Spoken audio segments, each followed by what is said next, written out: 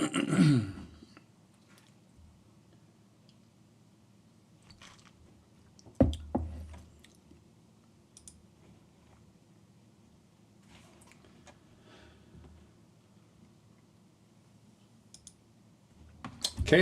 welcome guys. This is episode 12 of ChatTactic for 2024.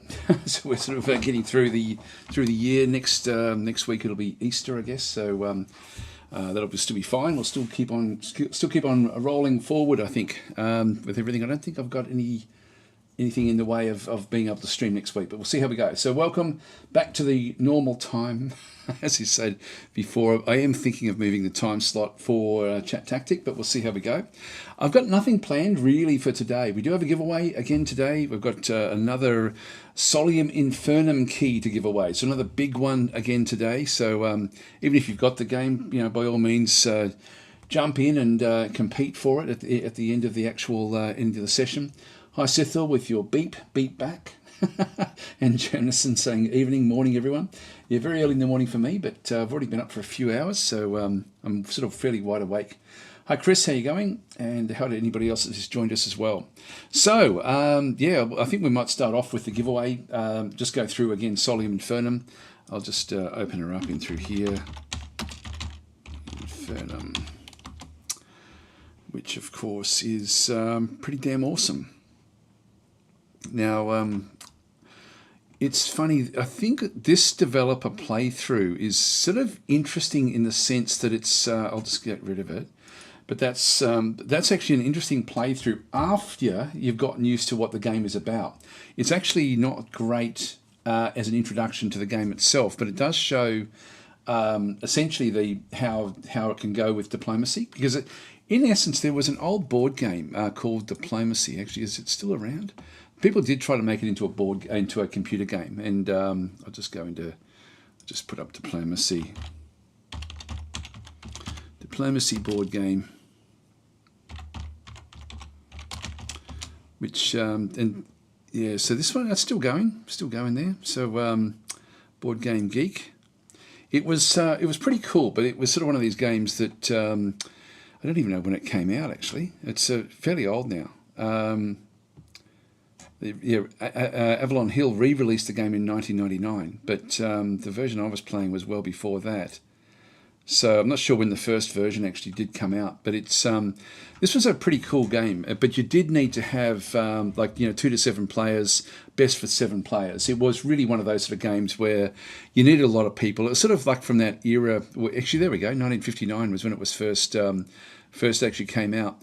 But it was one of these games where it was all about the machinations and the cut and thrust of essentially sort of getting your, like, you couldn't win without actually having diplomacy. And Solium Infernum is sort of that way, but there was a whole lot of different there was a whole lot of diplomacy games that came out as well, like on Steam. I don't know if it's on Steam actually. It was that old. There was an official one. I don't know who did it. Diplomacy. Is it even in Steam? Let's just go back and have a look and see. Was there ever a diplomacy that got to Steam? It's Solium Infernum. So there's some that are, of course, diplomacy is not an option type things. But there's but people did try to make a board game iteration of it, and essentially sort of failed. It just didn't work. But I'm trying to think of who actually did it. Just have a quick look up. Just do it again. Go off on another one of these weird tangents. Diplomacy computer game. When did this one come out? There's Web Diplomacy, which is multiplayer web. So that's a web game. Wikipedia, maybe it'll be in there. Play Online. Yeah, there's somebody did make the actual PC game. God, where was it? Is there an online version of Diplomacy? Yeah, I can't even think of when the original game. So there was a 1984 video game that came out. That wouldn't have had much going for it at all. No, I'm not seeing the one that was done. There was actually somebody did try to build it a while back, and like as in probably 30 odd years ago, and it had all the stuff, but I'm trying to think of who actually made it. Somebody did actually make it. It's on GOG. Actually, have a look. Let's have a look at that. Yeah, that's a good idea. GOG.com. There we go. 60s and 70s, I think, says Battle Mode. Hi, Battle Mode. How are you going? So diplomacy is really, really old, but it was very, very good. And of course, except all of these, of course. Now, just go and search. I think of who actually made it. It was a biggish company. No, that's only diplomacy. Nope, it's not even on there. That's weird. I would have thought that that there would have been more on GOG. To be honest, I thought that it would have been in there as well. Actually, Chris is saying it is on GOG. Have a look. More and more board games coming to digital. Nexus and Dune have some examples. Yes, but yeah, how did you see it on GOG? We're not seeing it on GOG at all.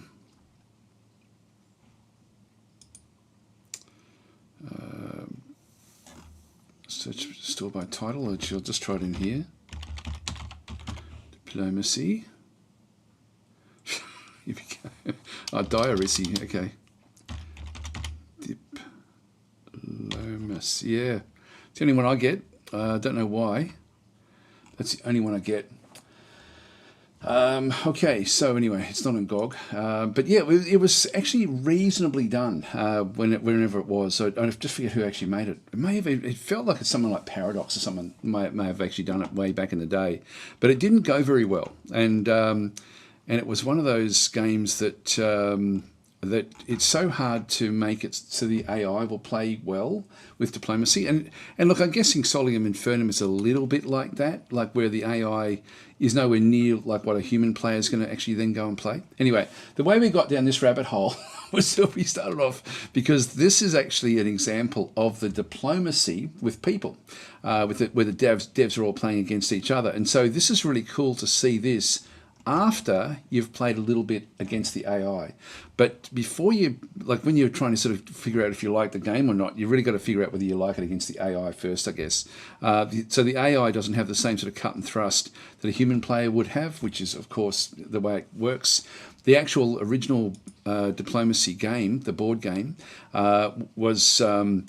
like the reason it sort of failed as a computer game, I think, was because it was purely the cut and thrust of making deals, and so the deals you had to sort of make very explicit deals with people. It was a very, very cool game. I think I've still even got it upstairs somewhere away. I think I have, because it was one of those games. I know my wife was getting rid of a whole lot of old board games that we had, but I think that would have been if I've still got it, that would be one that I wouldn't want to get rid of. So just because it is such an old classic game, but it was extremely well done. And then of course you could backstab people and do so on and so forth things with that one through there with the actual board game itself. But Solium Infernum is the closest thing to like a diplomacy style board game that I've come across as a computer game. Incredible game. So anyway, that will be the giveaway for today. So we do actually have a Solium Infernum key to give away, as we had last week as well. So we'll do that at the end of the session. How's this one rating now? 88%. Wow, this is great stuff.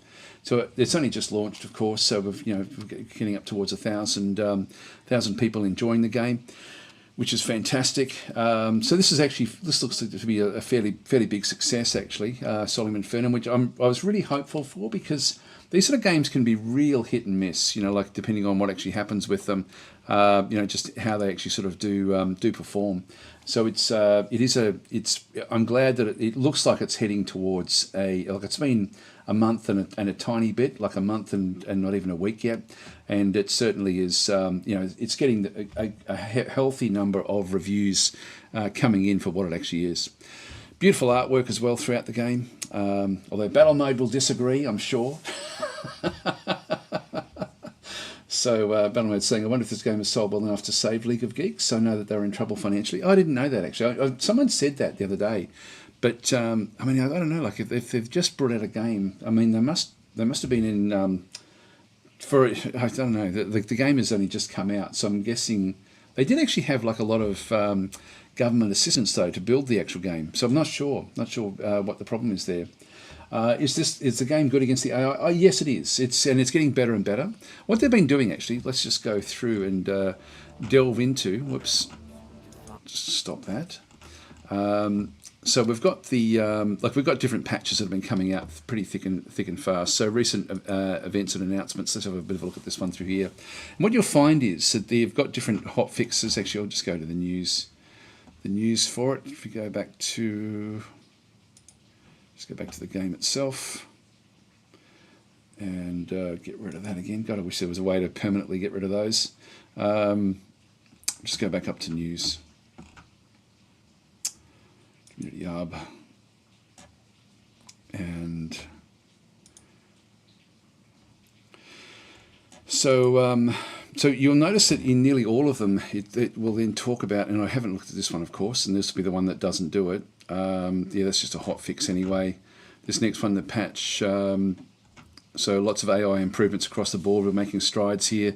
So they know that the AI when it launched was not fantastic. In fact, it was poor-ish. Still a fun game to play, but just not great. So so this is actually the AI, like tweak the AI animosity with a preference towards neighbours. This is all good stuff. So they're really tweaking it up. And so I've got a lot of faith that this is going to ultimately end up, just getting better and better and better over time. There's a lot of AI work there, and that was, when was that? That was March 19th. So about a week ago. So about a week ago, that was sort of what we then saw there. Optimizations as well. The optimizations, they did a big pass of optimization before this one. So this is actually, that was that one. When was the one before that one? March 15th, soundscapes, back and through there. March 8th, hot fixes. So bug fixes and so on and so forth. March 4th. So they're certainly sort of pushing their way forward. Gameplay, AI again. So it's being worked on, even though it is already an awesomely good game. Like, you don't get the 88% reviews if it's just shit game. It really is really quite cool. If the AI was terrible, and look, the AI did have some problems, and I did write a fairly extensive post about that on the Steam forum, just so that people were aware that there were issues with the AI. But a lot of those have been addressed now, so that's just within a very, very short period of time. Now, where are we up to?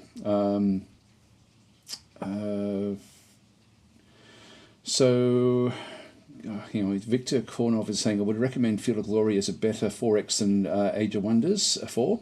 Yeah, Field of Glory is incredible. And with the coming Field of Glory Kingdoms, can't wait for that. That's going to be really, really awesome. It's more complex than Age of Wonders. Field of Glory on its own is a tabletop game, but Field of Glory Empires, or what's coming is Kingdoms. For me, Kingdoms is better than Empires, simply because it's going to be newer. It's going to have different sorts of, like, a lot of the things that were difficult in Empires will be then readdressed in Kingdoms. Actually, I'm just going to put my air conditioner on. It'll be just 1 second.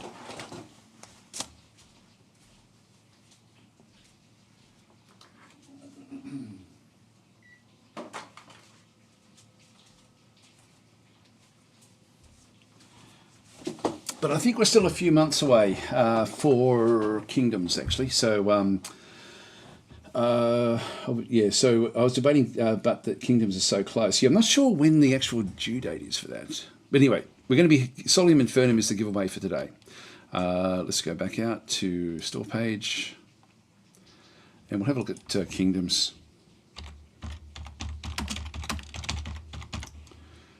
Glory, there's Empires, Kingdoms. Does it tell us a date, or just coming soon? Coming soon.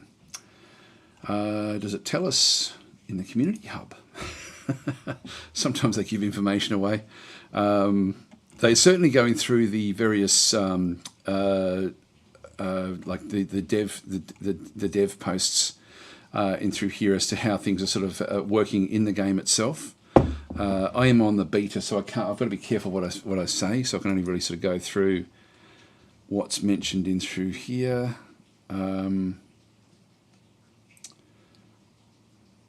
Yeah, Field of Glory Kingdoms is now on Discord, so that's something that if you do want to be part of that, like I know that it's not a very active Discord. I'm in there as well, but it doesn't not a lot gets posted in there.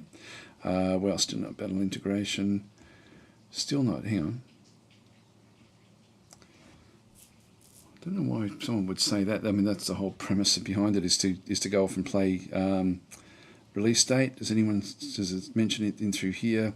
The first half of 2024. So we've still got potentially months, and this was actually back from December. Pocus is of course the chief developer working on the game, the main developer. Does anything get mentioned since for the game? Yeah. So there's nothing really showing. I can't remember if Marco mentioned anything about when it was going to be due for release. But you can see there it's not a very active discussion at this stage because it hasn't been released. But there's still a lot of pages of people, sort of posting things, which is actually healthy for an unreleased game. Let's go through. Chris saying, "Hey Daz, is it raining there? I can hear sounds. Yeah, sounds heavy. Yes, it is heavy. Unfortunately, it's been raining for weeks, basically, and we've still got weeks to go. I think from what I heard. So it's give me a bit. That's hang on. Where am I up to? It keeps on going off the bottom there. I'll just stream up. I'll just go up the top there. Jerry was saying I'm debating, but Kingdoms is so close. Yeah, look, in terms of Empire, like Field of Glory Empire versus Field of Glory Kingdoms, you will actually learn a lot about how to play Kingdoms by playing Field of Glory Empires. But I think Kingdoms is going to be a lot more polished ultimately, and there are some big changes in the actual game mechanics with the way that certain sorts of ways of the governments, for example, sort of work and things like that, which is good. So Battleman's saying to Jamison, I disagree with Daz there. Well, of course you do, Battlemate. The AI is a real mixed bag, and although it plays in a fun way, it cannot hope to beat the player. I agree with that. How can you disagree with me when you said exactly what I just said?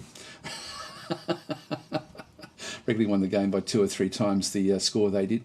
Yeah, it is one where you do run away, but they are improving it. Yeah, still a very good game. I'm going to get Kingdoms day one, says Victor. Yeah, I think Kingdoms is going to be awesome. Again, I've got to be careful what I say. But I'm saying I'd recommend it for multiplayer. I wouldn't. I think that this is going back to Solium Infernum again. Solium Infernum is fun as a single player or as a multiplayer game. It's still good. It will improve over time as well. So Victor is saying another cool new 4X game is Millennia coming out tomorrow. Yeah, we'll talk about Millennia. We did a pretty extensive run of that one last week. I might leave that because we went through that in a lot of detail about how the actual underlying mechanics, again, just to summarize it really, really briefly, the underlying mechanics are really, really cool in so many different ways, but the combat is so terrible. It is just such and so if you're somebody who, like me, who likes tactical battles, you're going to be bitterly disappointed in that aspect of the game. But overall, I think the game is a Civ killer. I do believe that it's going to really, really make Civ have to, like when they bring out Civ 7, they're going to have to really, really think hard about how they innovate because Millennia certainly has got like a lot of really cool innovations in it, and Millennia is just going to get better and better over time. I don't know if they'll be able to fix the combat, to be honest. It's sort of one of those things where the combat is just so shit that it's going to basically it would mean a complete revamp. I don't think there's any clean way to clean that up without completely rebuilding combat. It's terrible. The combat in Millennia is terrible, in my opinion, in my humble opinion. But everything else is exceptionally good. So it's a game that I will be playing, and I will be probably playing a fair bit of it, I would guess, and just trying to ignore the combat aspect of it. But the combat does get in the way for me. Okay, so yeah, but it is raining here. I did that one before. Battleline saying Daz is right though. It's still fun to play against the AI. If they've made the AI more competitive, it'll be great. It's sort of one of those things where it's good to learn the game, the basics against the AI. But the game, it's a bit like Dominions. Dominions is one of those games where you can play against the AI. You end up with you learn a hell of a lot by playing Dominions against the AI. and this we're talking again. It's Solium Infernum ultimately here, but but with Dominions, Dominions really shines when you're playing multiplayer, and that's sort of like where it becomes so wildly different to the actual versus the AI. But the AI in Dominions is better than. Is it better than? I'm just trying to think of where you'd place it in the grand scheme of things. It is better than Solium Infernum at this stage, but not by much, like when you actually look at them. I mean, I look at Gladius as an example. I always think of Gladius as having a pretty good AI, like a very good AI. And Dominions isn't as good as Gladius in that sort of sense. And Solium Infernum isn't as good as Dominions. But, it's fun to play. It's not like it's... Like when it first launched, there were some big issues that the AI did, but it's now sort of, they're working on it. Okay, so Bannerman's saying, whenever I do a video of Imperiums, I get told off for not being very good at it.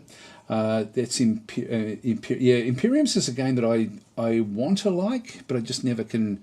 In recent times, whenever I've played it, I just haven't really enjoyed it. So just make, okay, what are we up to? Amazed at the sales numbers. Those reviews are indicating for Solium Infernum, though. That's really good. It is good. I'm really heartened about that. Now, what did we get up to? Sorry. I'm sort of way off the top of the chat at this stage. Mike's saying, hi, chat. Hi, Mike. Jerry's saying, Solium is solid. Solid. I'm having a hard time playing against the AI, but love its multiplayer. I think, look, the first few games you definitely want to be playing against the AI, but I think that there is replay value there even against the AI, and I think that will improve over time. I think they need a slider to actually be able to give the AI extra, what it might be, extra tribute or something like that, just so you've got like a different ways of tweaking the AI to make it more competitive. Jerry's saying, I never got into Civ games, hoping Millennia will be good for me. If you don't like Civ games, you won't like Millennia. If you if you do like tactical battle type games, you're not going to like it. If you have enjoyed Civ and you like the eras and you like the good thing about Millennia versus Civ, and I've seen arguments both ways with this. For me, the most interesting thing with Millennia is that you start off with a very, very vanilla faction. Every faction starts off extremely vanilla, and then it's how you actually then, as you go to each era, it's how you then build up on top of what you've got. Now, everyone has options to go the same way, but the way that they've handled it is really quite cool. It sort of almost means that the environment that you have may dictate a little bit about the choices that you make, and so you end up with something wildly different than what you start with. Whereas in Civ, when you start off as a faction, you know what you're going to get all the way through the game. That's not the case when you play Millennia. So Millennia's got some very, very interesting mechanics in that sort of sense. But I've heard other people say, starting off with such a bland starting faction is a real negative. So again, each to their own. I think it's good. I think it's good the way that they've done it. Hugh David's saying, Solium Infernum is a great game and getting better with patches. I agree. I heard that they'd remove the trade system from empires and put something less interesting in kingdoms. If so, I'm really disappointed. It's the best feature of the game. No, that's... actually, I'm not going to be careful what I say. What am I allowed to say there? There would be a dev diary about that. It's still there, I can tell you that, but it's not as convoluted as what it was. It abstracts and automates to a degree, but you still have to consider it. So it's still part of your decision making. It's a better system, by the way, much better. This is the trade system in Kingdoms. It's one of these things where you need to. God, I wish I could show it actually. Wish I could show it because it's when you see it, you'll sort of think, oh yeah, actually that's pretty cool the way it does work. It means that you don't get stymied like you did in Empires if you don't have access to something. You can still work your way around it. So it's been simplified to a degree, but it costs you a fortune if you do that. So you still may want to manually go in and tweak the trade system. So the trade system is there. It's just not as brutal in terms of what you can and can't do, but it is just as brutal in terms of what you can afford and not afford. So through the trade system, if that makes any sort of sense. Anyway, I'm hoping I'm not sort of violating my NDA with that one. So Battle Mode saying the randomized building choices in that amazing trade system was completely unique and innovative. Yeah, again, the buildings are interesting again, and again better in King. Everything has been either simplified. Things that were complex, that were hard to understand, have been simplified to a degree, but still got complexity to them. And things that that made sense have been enhanced, like the buildings, for example, and like the random buildings, they're still there, but done in a different way. And now you actually end up with more specialization, which is really, really cool. Anyway, I better not talk about it too much. It was due for release last year, wasn't it? So it's already quite late. No, I think it's due. It was always due this year, I think. I'm pretty sure. Like Pocus is one of the best developers like that I've ever come across, like in terms of just being right on top of where he's actually heading with things. And so incredibly clever guy. I mean, if you have a look at the Ageod games, because that's basically who's developing it, they've got some amazing games. And I'd say that one of the things that Ageod games do, in fact, these are all the Ageod games. In fact, if we just go into Empires as an example, and look at Ageod as the developer. Actually, it's gone straight to Slitherine. If we go and maybe look at them up in here. But I would sort of say, yeah, actually, let's go to their website.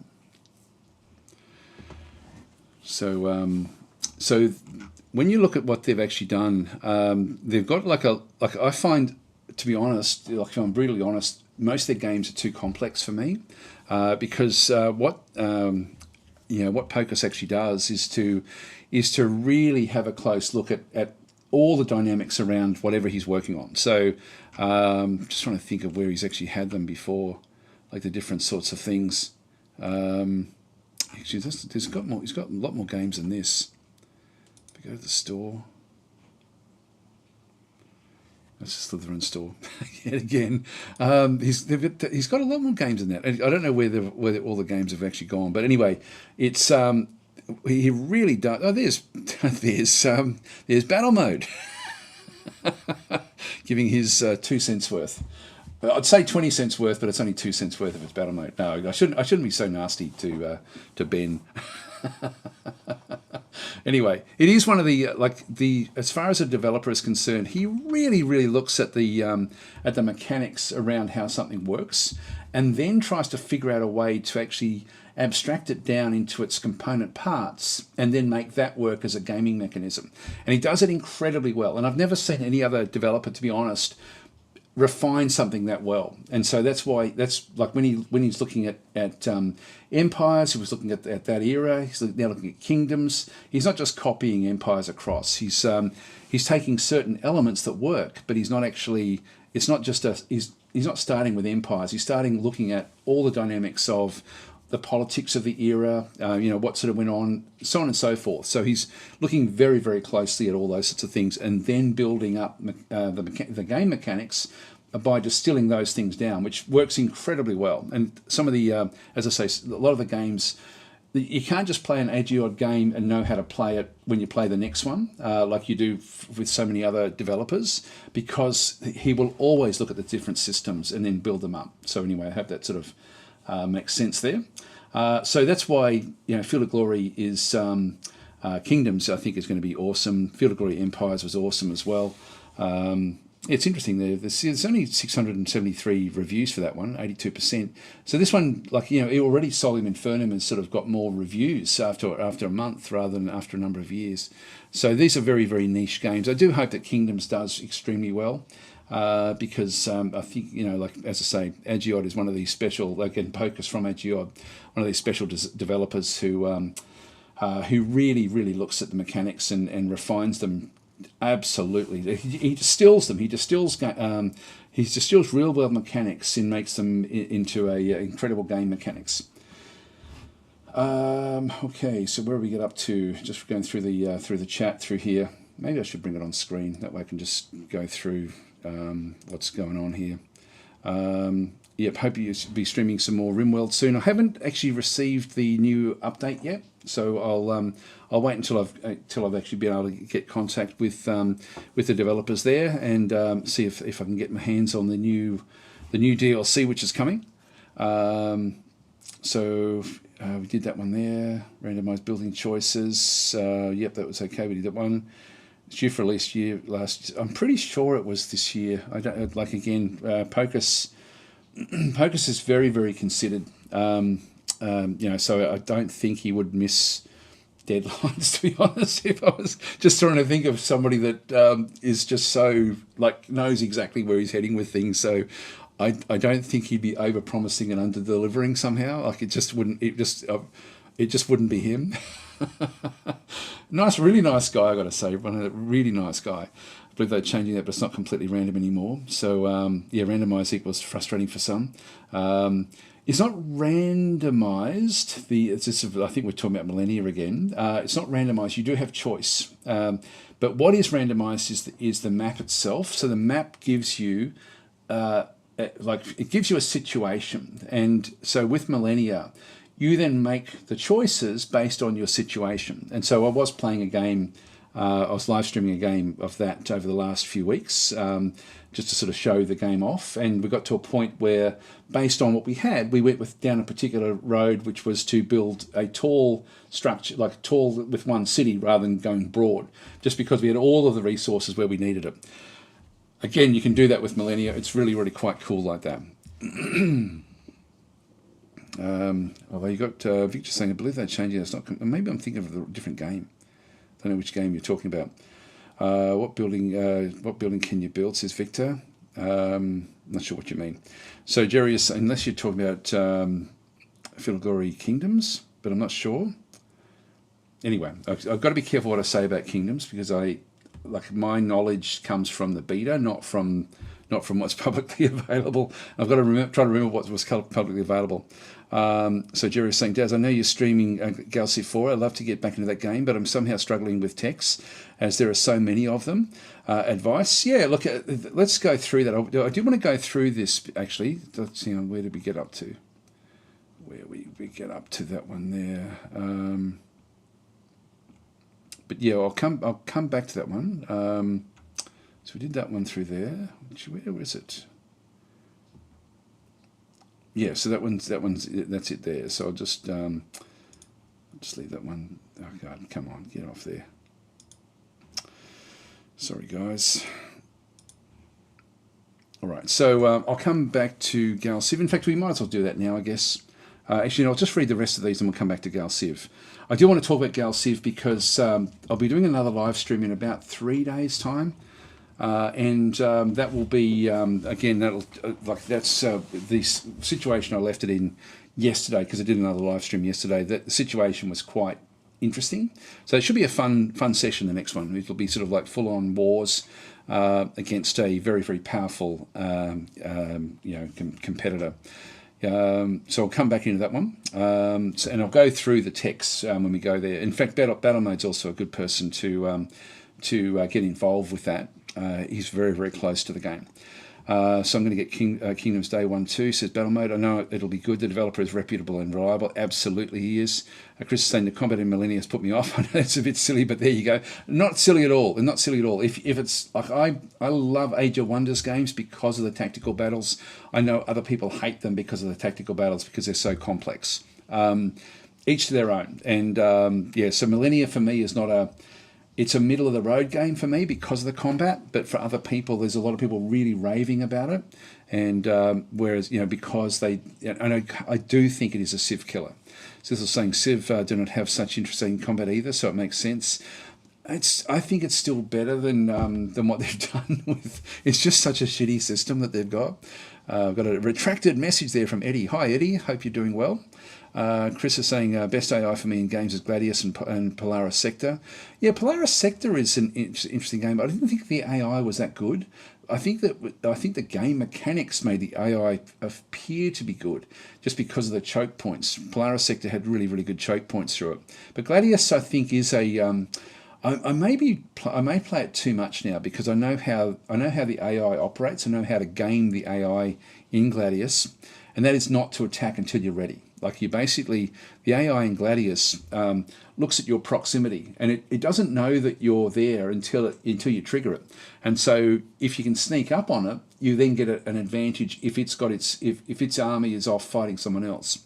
So it's a bit like a hunting dog in one sort of sense. Like it'll stay around the main hunter until it gets a sniff that there's something going on, and then it will then chase and try to destroy what it can.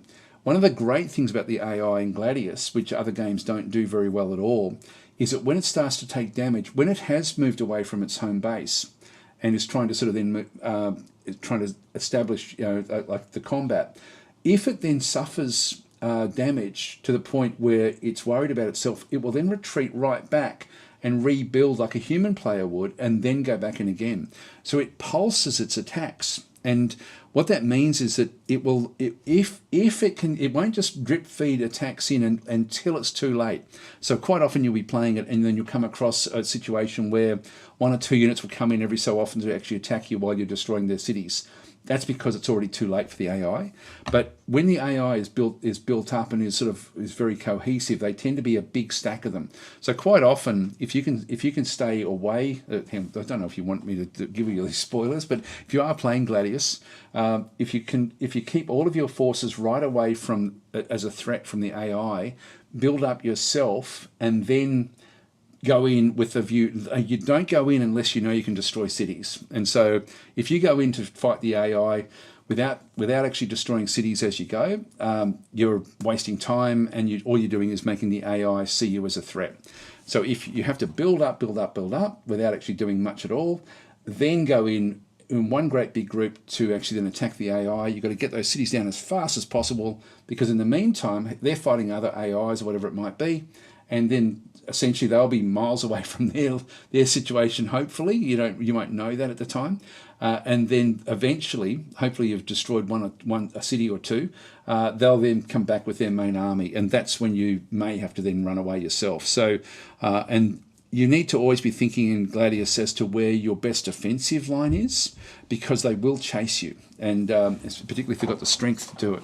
So it's incredibly well designed, the way that the AI does work in Gladius.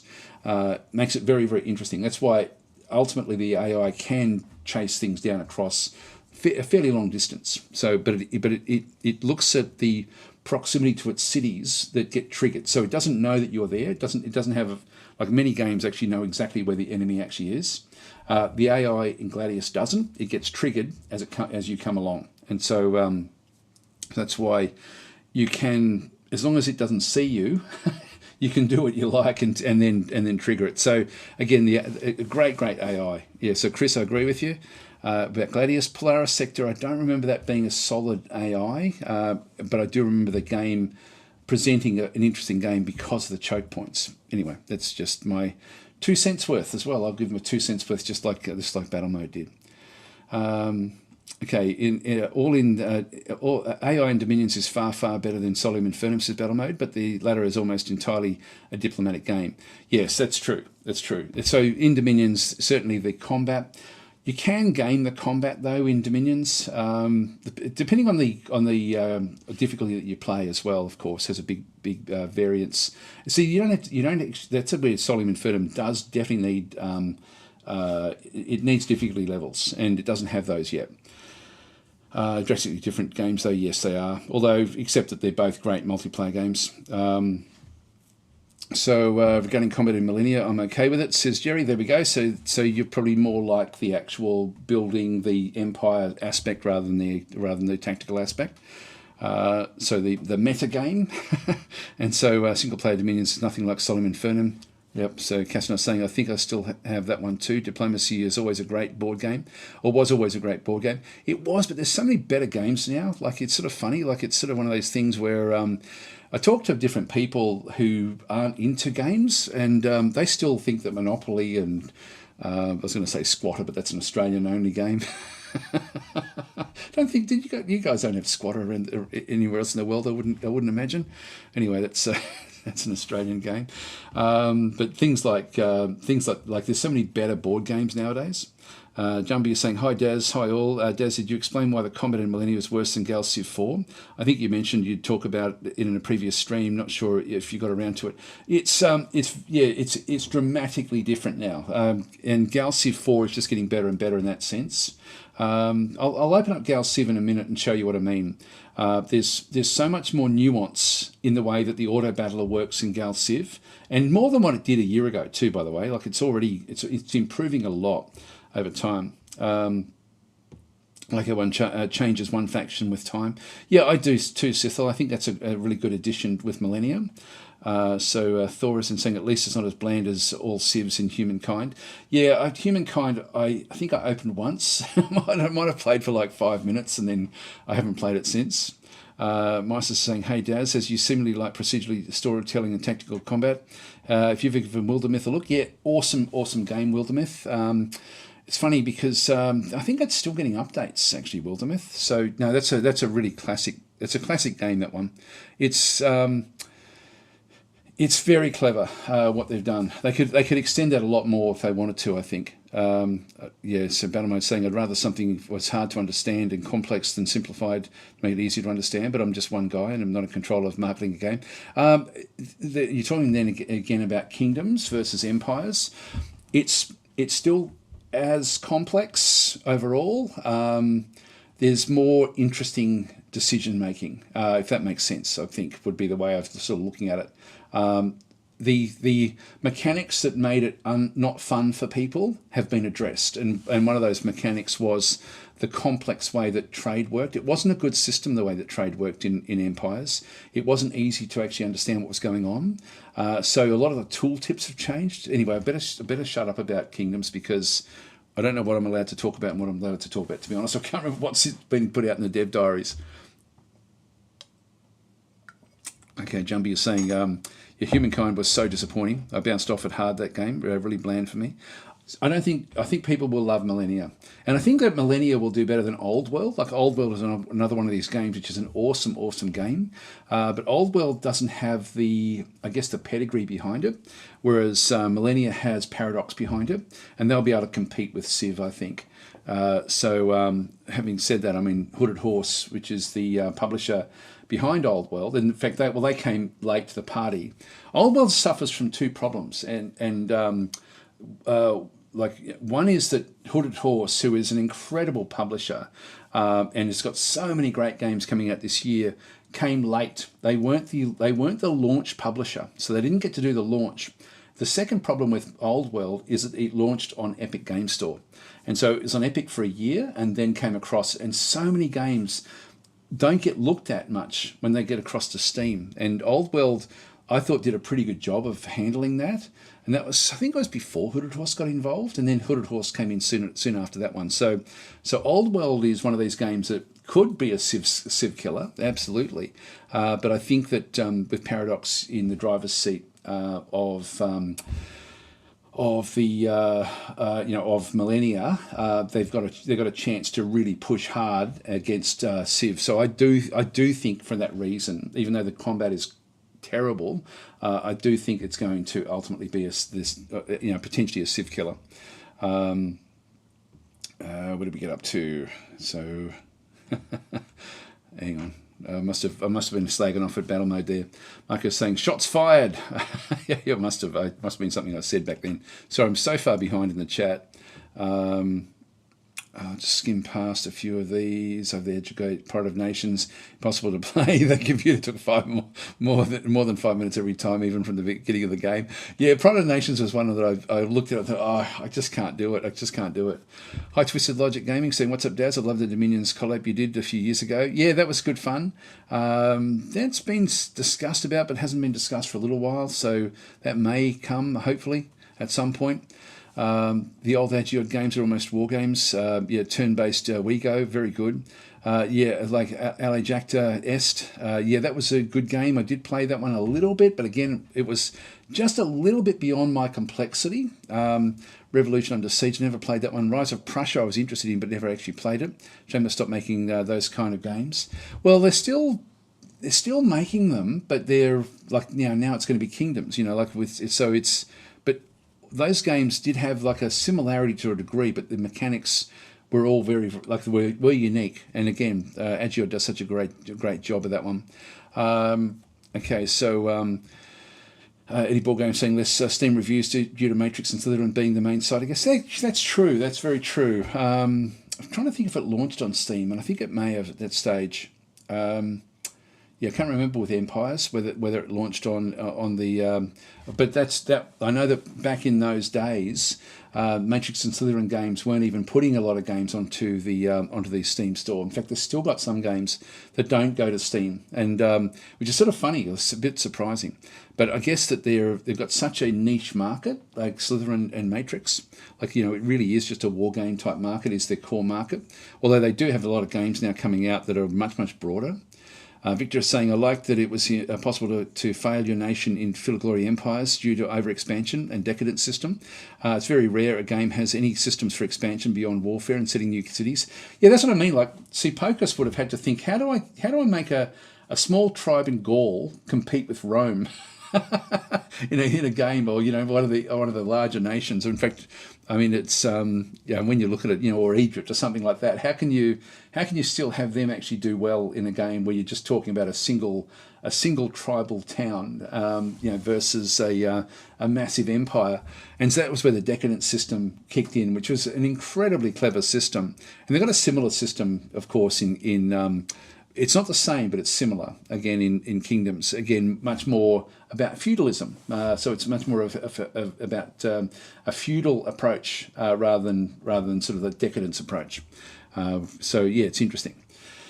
But you're right. It was amazing the way that again, genius, absolute genius with Pocus sort of doing his magic with this sort of stuff. Can someone explain the Decadence system? I didn't get it at all. Basically, what it was that you had if you overdid your Decadence, you would then fall back through, and it was very complex the way it sort of worked. It was sort of like you had it's almost like a matrix. It was like a 3x3 matrix, or it might have been a 5x3 or something like that, where you could move up and down as well as left to right. So you could sort of progress. You could progress through the different sorts of stages of tribal. I forget what they were, but tribal, kingdom, empire type thing as you sort of move across one thing. But then you actually had, after a certain amount of time, if you were an empire, the Decadence system would then make it more and more difficult to stay as an empire of that category. And so you could become a decadent empire. So you can then sort of move down the rung of still being an empire, but just move down, which then actually had other impacts on other things that you would then do. So all the mechanics got tied into the system. And then if you failed in that system, you could then move backwards into being a kingdom, which, and that may have been a re-injection of energy, which may sort of push you up to the top of the kingdoms, or depending on what, again, brilliant system, but very hard to explain. But that's sort of how it worked. So it's sort of, you could move forwards and backwards, but also up and down. And depending on how you manage that, there was a component that you had a little bit of choice over. There was a component that you had a bit of randomization, depending on how you set your odds up. So you could actually try to promote things a certain way to push your decadence, or your I forget what it's called, whatever the mechanic was, to enhance it. But it was an incredible system, like an incredible system to be able to manage something where you ended up with a was it prestige? Was that the overall? Overall, the game relied on prestige, and a lot of that had to do with how high you were, even as a high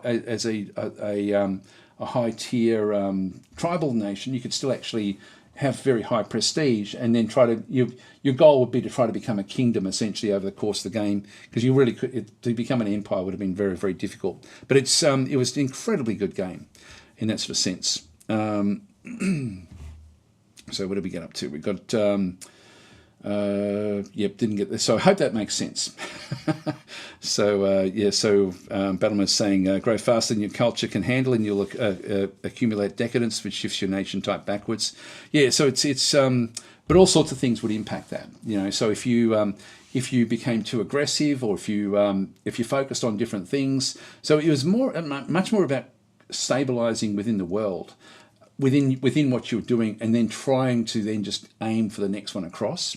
It was one of those things I remember at the time, because I was sort of testing that game as well, and I was giving feedback about that, because it was difficult to understand in the game. They did change it in the end to put tooltips to give you a bit of a guidance as to what to aim for, which was good. Okay, we'll just skim on past some of these ones. Hi Kat, how you going? There's a table, a game called CDR. It's all in there. Yes, that's that came after the feedback, I think, which was that it was too hard to it. Like, it didn't have that initially, and so it needed to have that one placed into it. Yeah, and Empires really needs a read of the manual. Yes, a lot of those sort of complex games do. They were saying yes, and I did. Just that I am reading the Field of Glory 2 Medieval at the moment, which is not just the Field of Glory. Yeah, like all the Field of Glory books. I mean, there's a library of them.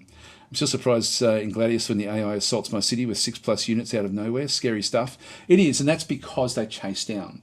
They basically go. The Gladius again has a mechanic where it won't go after a city with 1 or 2 units. It will do what it thinks it can do against what it knows that you've got. So if it doesn't know that you've got like a big force sitting in behind the city, it will still attack with what it thinks it can do to get away with taking the city down.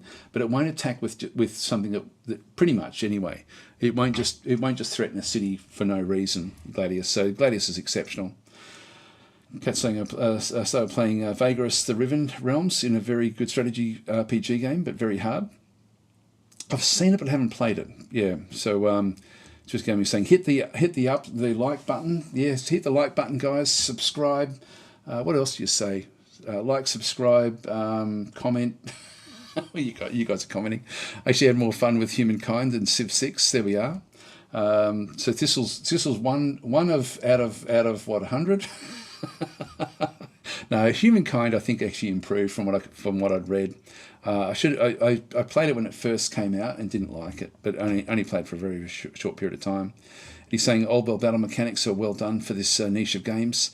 Thor is saying Old World gives me decision fatigue after a while. Every turn a new tiny story unfolds. Yeah, that's true as well. I think I had a look at that as well. Okay, let's just skim back. Oh, we're nearly at the bottom, which is good. But I'm going to say Paradox games do a better job of hiding that you're essentially just pushing a few numbers around, while Old World did not. They do that well. Old World was great in every other aspect, though. I actually prefer to see the numbers. I do prefer games that expose those.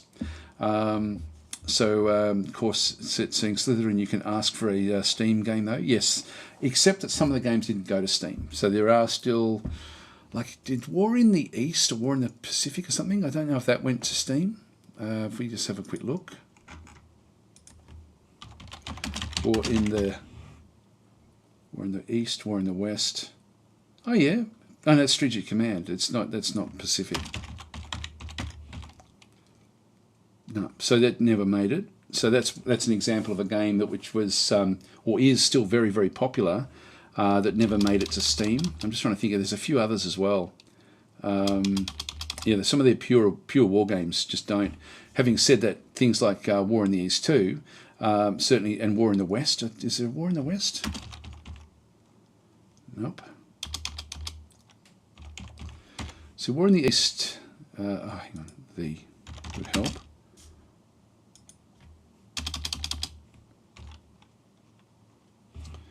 Yeah, so Gary Grigsby's for War in the West is in there. So a lot of the others, but just not War in the Pacific, which I think is bigger. And then East 2 just came out fairly recently, which, again, is just a phenomenally big game, like too big for me to do on my channel.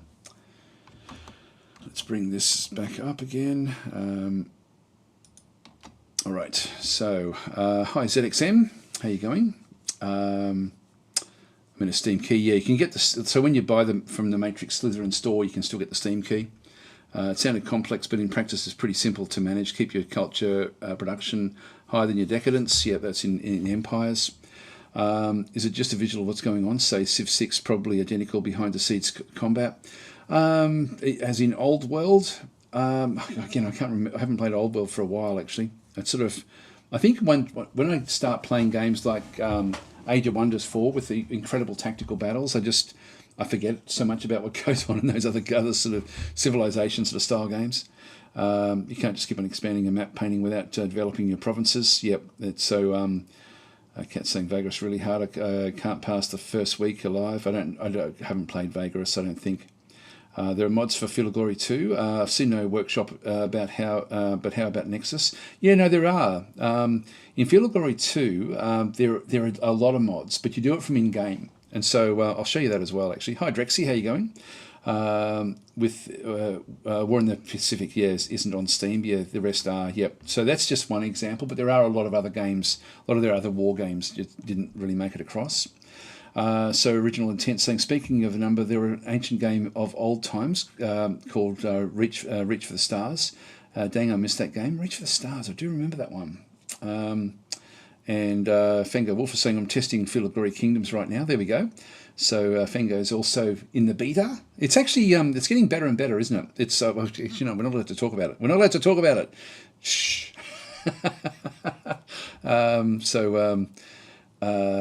Yeah, so Drexy's saying spiffing Brit already broken Millennia. Oh, that doesn't surprise me. Like, it's funny, you know, like it's sort of because I've been sort of in the influencer areas of a lot of these recent Paradox games, like from Age of Wonders 4 and onwards, and it's interesting to sort of like he actually will get in and actually explain how he's breaking things, and he'll then ask the devs, please don't fix this until after I put my video up. Which is really cool. And of course, you know, he's really cool. Yeah, he's very good at finding these little exploits. Incredible, actually.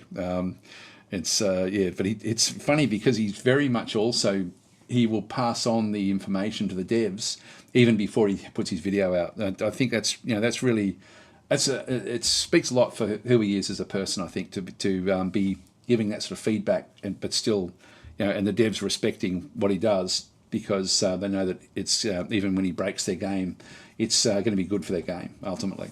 So, but I haven't seen anything that he's written about Millennia. I haven't really been focusing much on Millennia from that the influencer aspect. Anyway, let's keep on going. So we're going to look at Gal Civ. So let's have a look at that one. I'll just open her up. Just move these off to the side now. And and the tech is, I know what you mean. The tech can be difficult, but make sure, actually, before we get in there, I'll just make sure that you've got this turned on. If you just go back in and you go to your library and just go down to Gal Civ. I do want to talk about Songs of Silence as well, by the way, so remind me if I don't get to it. Make sure that you've got the Insiders beta on, okay? So the Insiders beta will give you version 2.4 of the game, and this will help a lot with your technology. So this is probably, and I'll show you why. Like, if you just, I'll show you how to do it first of all. Just go into, right-click on it, go to Properties, then go down to Betas, and then just go down to the Insiders, Explore Experimental Features and Fixes. Go and click on that one. That will then give you the latest test version that they've got, which is version 2.4. And so that then, one of the things that they've actually done with this, and I'll just quit that out of that one and open up the game.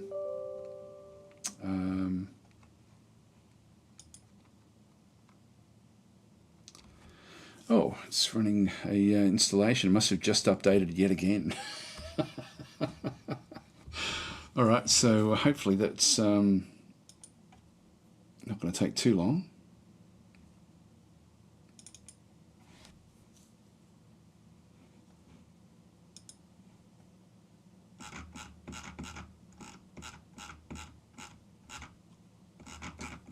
Oh, that was Steam itself that was wanting to do it. No, it wasn't Gal Civ. All right, so it was a Steam executable that needed to go in there. Jerry's saying, wow, let's talk about Empires. Now I want to start it up again. I had a hard time getting into it. Love that period when one played Imperium, Greek Wars. I guess Millennia tomorrow, and then Empires. Yeah, if Millennia fails. I think, look, Millennia is, as I say, it's only the combat that's not great. That's poor. But the combat is not a major focus of the game anyway. So it moves along at a pretty good pace. I can see why people like it. I think Millennia is going to rate very, very highly. That's the only negative for me. Anyway, once you've actually gone into the Insiders build, if we just go into, I'll just continue where I am at this stage, because I do want to talk a little bit about what's coming at the end of this week with the live stream. Just to try to see if anyone's sort of interested in either watching that at the time or afterwards, because we're going to be sort of doing full on fights and things like that. So to actually try to understand where things are in the game, one of the big changes that they've now got in the game, and this is actually our empire back over through here in the live stream that I'm currently doing. So our home world is back in through here. But let's just say, for example, there's so many different examples where not knowing where something does slow you down in the game, and they're addressing that through their tooltip system, which has become much more detailed. And so, an example of this would be, okay, the command ships. We've got a couple of ships in through here, for example, that we have picked up, but we don't have access to these other ships. And it does actually tell us down the bottom there, subspace frequency systems tech required. This is an example where we would then need to try to find that particular tech. Now, I don't know, actually, having said that, I don't think there's an easy way to, it doesn't give you any information about that, unfortunately, which would actually be cool if it said, this is part of the colonization tech or whatever it might be. It might have, even if it said like tier whatever it was of the actual tech itself. But let's just say that that's one that we think subspace frequency systems tech required. We sort of need that before we can get this one through here. This one over through here is interstellar cabinet tech required to grab these sort of ships in through this side. That one is sovereignty immunity tech required in through this other side. Now, you don't get to go and click to go straight to the actual tech tree, which would actually be pretty cool if it did. But this is one example of needing to know, okay, subspace frequency, how does that one actually then go and work?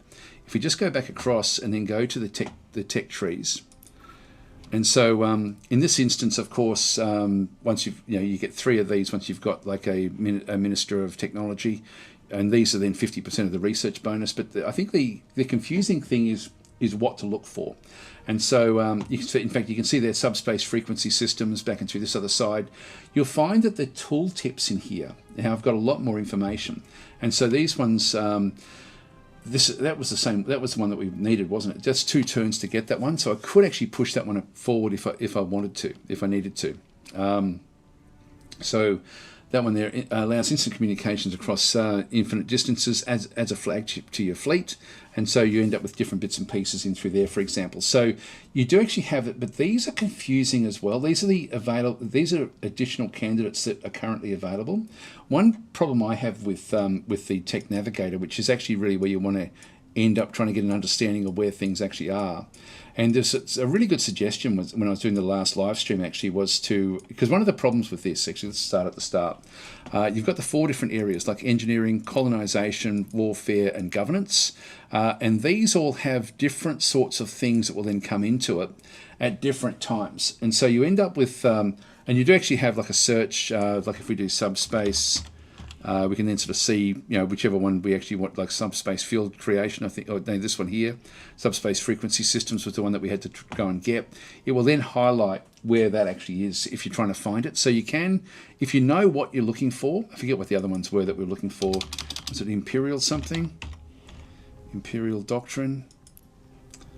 No, we've already got that one. So it wasn't that one. I forget what the other names were. But you can just search for it, and it'll then go through to whichever one you are in through here. So this is actually a much better place to be doing your searching if you know what the actual tech is called. But you'll often find that there'll be, like if we go back in, I'll just go back and show you another way of how the game has now improved a lot.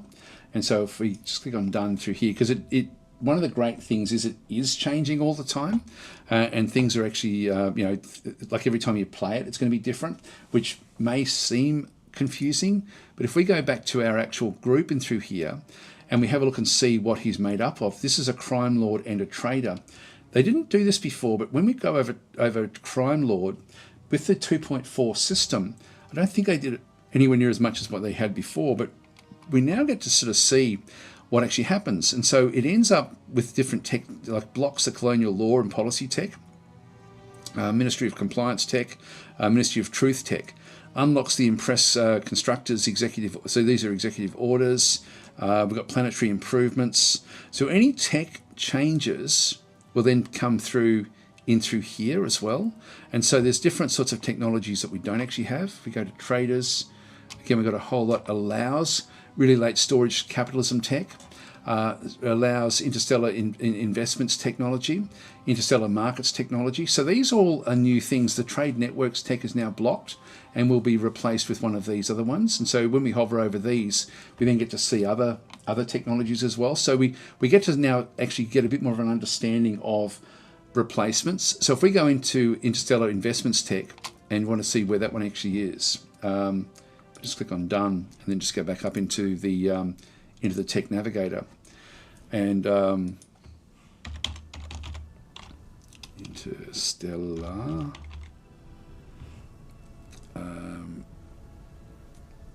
Where is it? Interstellar tech. I forget which one it was. Was it investments? God, I got a bad memory. It's maybe too many. Was it investments? Not sure if this was the one that's specific to us. Like if that is the one that is then sort of coming along because of our faction, but I'm not sure. I'm not sure if that's the one that then I'm thinking that would have to be the one that does change, and so this would end up being something that would be, as a trader, we end up with a unique sort of system. But one of the things that I find confusing with the text is when you look at this particular one, it's the color through here that indicates whether you've actually got it or not. And so when you don't actually have it, it then shows up as just white lettering on a black background, and it's not enough to see it. The white lettering indicates it's the next one that you can actually go and get it. The grey lettering means that you need something else before you can go and get it. So that's sort of how it works currently, but it's not really clean enough.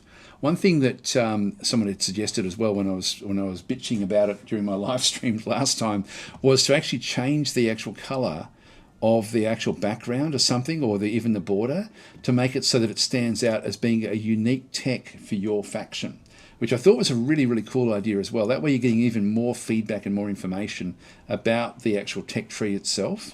But I hope that makes sense. It's sort of like things sort of make sense. Like another way of looking at this one, I think that like warfare is probably a tech tree that is easy to understand when you know how it's structured. And so when you look at warfare, and again, if we have a look and see what I've done through here, we've got warfare, armed shuttles, we've got these. It then divides into three. We've got space weapons, defensive studies, and then space war tactics. And so what each of these do is that this tree here then heads you down a path of then dividing up into the beam weapons, the kinetic weapons, and the missile weapons, and then they just follow their own track through the whole system, just getting stronger and stronger in those three categories. So they just continue all the way down the tech tree with stronger and stronger weapons in those very, very specific areas, like either kinetic, beam, or missile. And so that's sort of how that grouping from here works. The next one down through here, defensive studies, gives you evasion tactics, but then it goes through into, it really does split into armor and shielding. And so in this case, once you get beyond this little area, it then just stays, again, getting better armor, better shielding all the way through. So evasion doesn't really get improved much in through that one other than through other methods, basically. So that's sort of how that one then works. And then down the bottom through here, these are more your doctrines and more your high-level type things. So, for example, Starship refits. This is more invasion down through here. Planetary mobilization, planetary invasion, Marines, soldiers, killbots, and then up through here, you're then going to go through your refits, your battle cruisers. You're getting better panels in through here, which gives you better capacity for building things on your starships. Efficient mass use techniques, so more capacity. Then you've got your battleships coming back through here, so you can start to build battleships, repairs, composites, dreadnoughts, and then goes up into carriers as the final one there. So each of the trees now, it used not to follow such a logical step, but it now does. So it's relatively easy now to be able to find what you need if you know that, for example, in warfare, that they're split up that way. And similarly with the other ones as well, engineering will then be split up into factories, and this is all about construction, and the top through there, the power plants, etc. Next one is all about space, so star bases, asteroid mining, etc., modules, orbital mining. Next one down through here is all about gravitic manipulation. These are sort of like more factories, mining missions. These are things you can then sort of go and do. Life support, etc., etc. Some of these things will then give you logistics as well, I think. This is more about sort of like movement through space. And so you end up with, when you are looking for something in particular, if you know what it's called, you can just do the search for it. But yeah, so it's sort of one of those things. But often you don't know what they're actually called. Colonization as well. This will then sort of again allow you into getting more food. Extreme colonization back in through here as well. Yeah, this is more about growth. This is more about science back into this other side. Archaeology back into that other side as well, as they sort of split up through the different areas. Warfare we've done. Governance is your diplomacy. So you've ended up with sort of like the translator, and then you've got the elite command draft. So start putting your leaders into more of effective use. Interstellar cabinet. So this is more about your actual cabinet, and so on and so forth. So it sort of goes through. This is more about the emissary spying, etc., etc. So it does now follow a much more logical sequence. But as I say, one of the great things about Gal Civ now is that we're seeing changes with the decisions that you make. So if we go back out and hi Michael, how are you going? Sorry, I'm just skimming back in through there. If you go back out and start a new game, where are we? Main menu, and just go back into new game. One of the awesome things about this is if we do go in and if I go and start to build a new custom civilization. By the way, this the AI generator now is unbelievable. I really should probably just quickly show this. So they've changed this a lot in version 2.4. They spent a lot of time actually getting this to a position where the AI generation does an incredible job of this. So all you really need to do now, like previously, I don't know if you sort of saw my earlier videos, but you had to go back through all the different areas, sort of set up what you wanted, and then come back in and then sort of tweak what you actually want from it. They've now tried to put all the things that can be then adapted, mainly through text-based, but some graphics-based as well, into this first screen. And so you don't have to go much beyond just choosing, like for example, if I choose, for example, a synthetic faction. So let's just go with like robots. Again, look at this. When you go synthetic, look at all the changes. And this is a tooltip that goes off the page. And so if I press shift and go across, I can then start to scroll down through all the changes of how things then operate.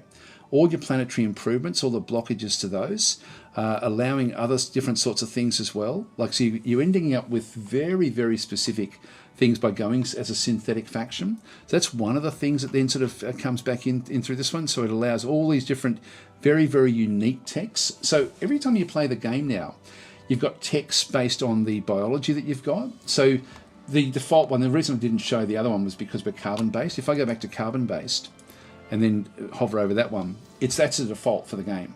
But if you go to one of the other ones, aquatic will then have a little bit. Silicon will have a fair bit. Synthetic goes crazy. Ammonia base goes fairly crazy, but nothing like synthetic. So synthetic has got a lot of changes to what it actually then brings in. But it also, other things like traditionalism won't, but aggressive may, and xenophobic may. Hang on, if we just go back and have a look. Actually, it's not going to show it there. Oh, that's the personality. Sorry, not the personality. We need to look at... actually, it will be on the next page. The abilities. Crime Lord will then actually have its own set of texts as well. And in this case, fertile as well. Anything that's going to change it. So this one allows the artificial wombs tech. And so this is brilliant. Like, I'm trying to think of another game that has done it this well in terms of changing the tech tree on the fly based on these sorts of things. And it's just incredible what they've actually done with it. And it's funny that so much can be done in such a short period of time in terms of its development. So it really is just incredible. As in this version 2.4 has got a very, very small like a list of what it has changed. But the impact of those changes is dramatic. And if we go back to the biology, we go synthetic. If I just go and if we just put it, I think we did this one a few weeks ago actually, when it first came out. But if we just go and find some random words, what shall I put in there? Plastic cups. Just put in something crazy like that, and just go generate. And so what we've done is synthetic, and with a short description of plastic cups, which makes no sense whatsoever. It's now generating. It's now going through and generating a faction. So based on this one through here. And so what it's done is, you can see there, what is the civilization slogan? So adaptive, unyielding, limitless. The depths of space amid the swirling nebula and distant stars lies the enigmatic faction known as Synthetica Prime. Their origins shrouded in mystery. They are a force to be reckoned with in the galactic power struggle. Their cybernetic enhancements and resourceful nature makes them formidable adversaries. Their synthetic armies marching relentlessly across the cosmos. Now, if we just go and just click on done, we can search for different images. Now, there's a whole lot of stuff that's actually happened in behind the scenes here as well. Let's just go and grab one of these. So it's now trying to pick what it thinks would be the best imagery that it has. It doesn't generate these on the fly, but if we just go and say grab this one here, for example, and so we'll just bring that one in. And we can then just go and choose a logo. So it does randomize the logos. These are just purely random. And I'll just try to find something that looks fairly robotic.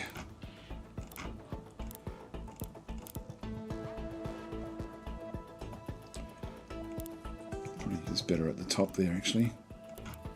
These are the old ones. These are ancient. We'll go to the new ones, newish ones. Let's just go that one there. Let's go done. And so, so we end up with like that generated, like the AI knew that was crap. Like, you know, if we had made something a bit more sense, it would have then come back through. But this one here, it's gone with, it's created like a citizen group called the Syntheticons in through here, and this is based on a group of citizens which exists actually in the game that has been added to the game. These are a cybernetic group. So the citizens of Synthetica Prime are a cybernetic race of beings, their bodies infused with advanced synthetic materials, granting them unparalleled strength and resilience, resourceful and cunning. They excel in technology and strategy. And so what they've done is they've tried to make them so they're merciless expansionists. But again, it will pick, based on what it's doing, it will start to sort of then pick them up. It's also gone with totalitarianism, but it could pick other things as well when it actually generates them.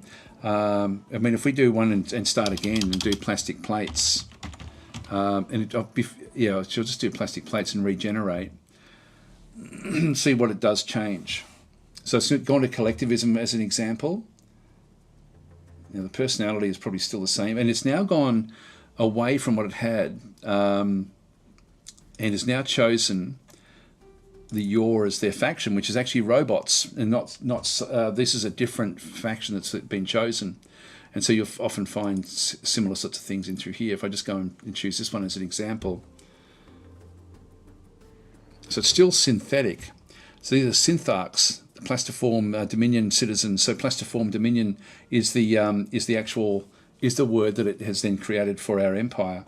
Supreme Polymer Overlord back in through here is the leader's name.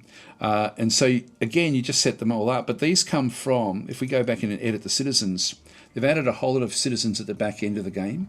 So I think it may have finished there, and then I think they've now got the feline fatales in through fatales in through there, cyborgs, which is the one that we saw there before. We've now got space demons, we've got space dwarves, we've got space elves, star frogs. You still have to use the chassis of these and the basics of how these actually work, but they do give you a different description.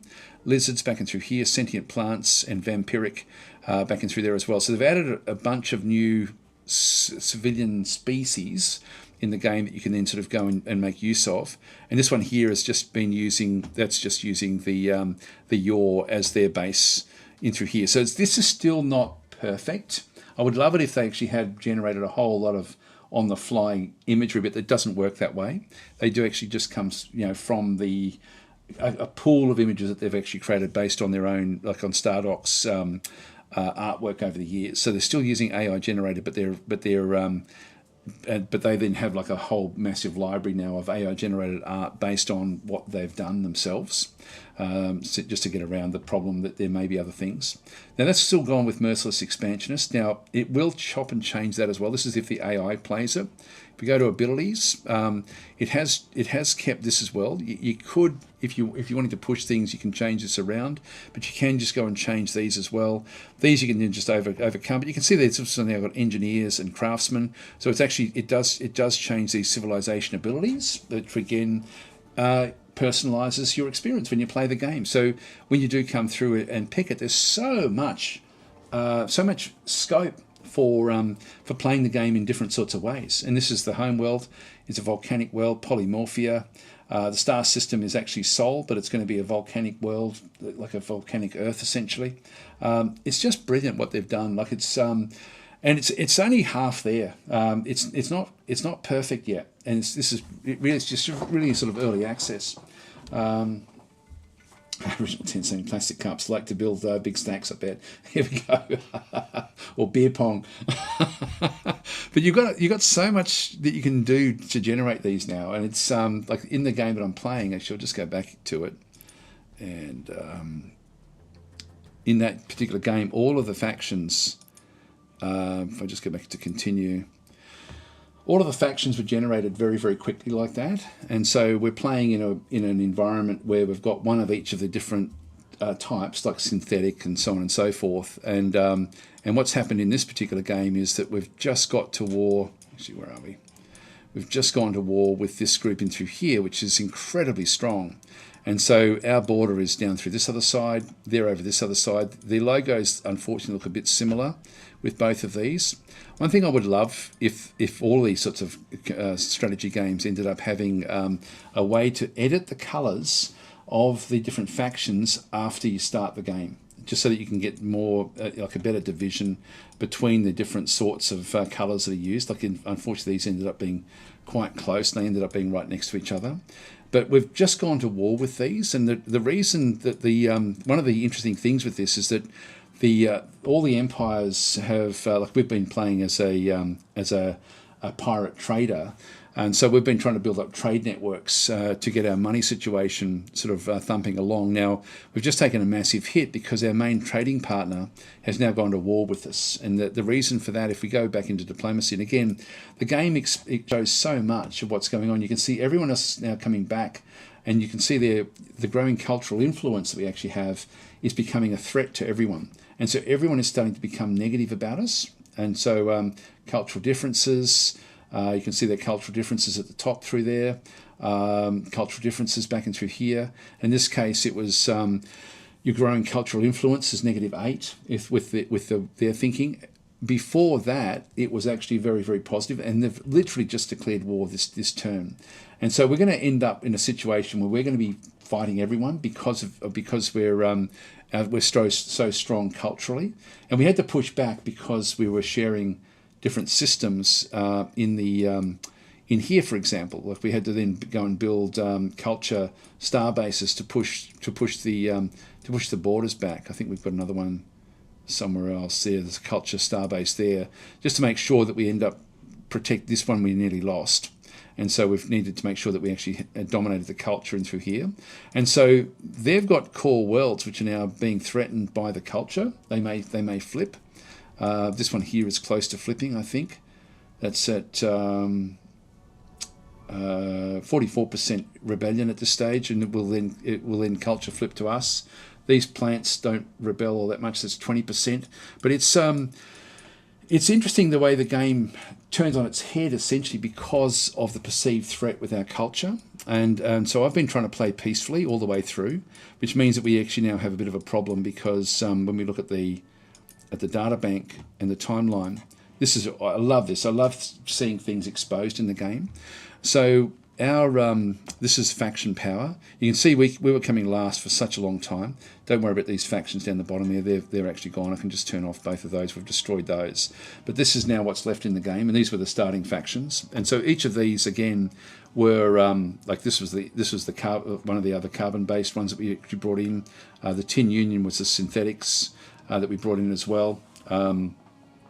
The Toxic Empire is the one we're at war with. These are genocidal.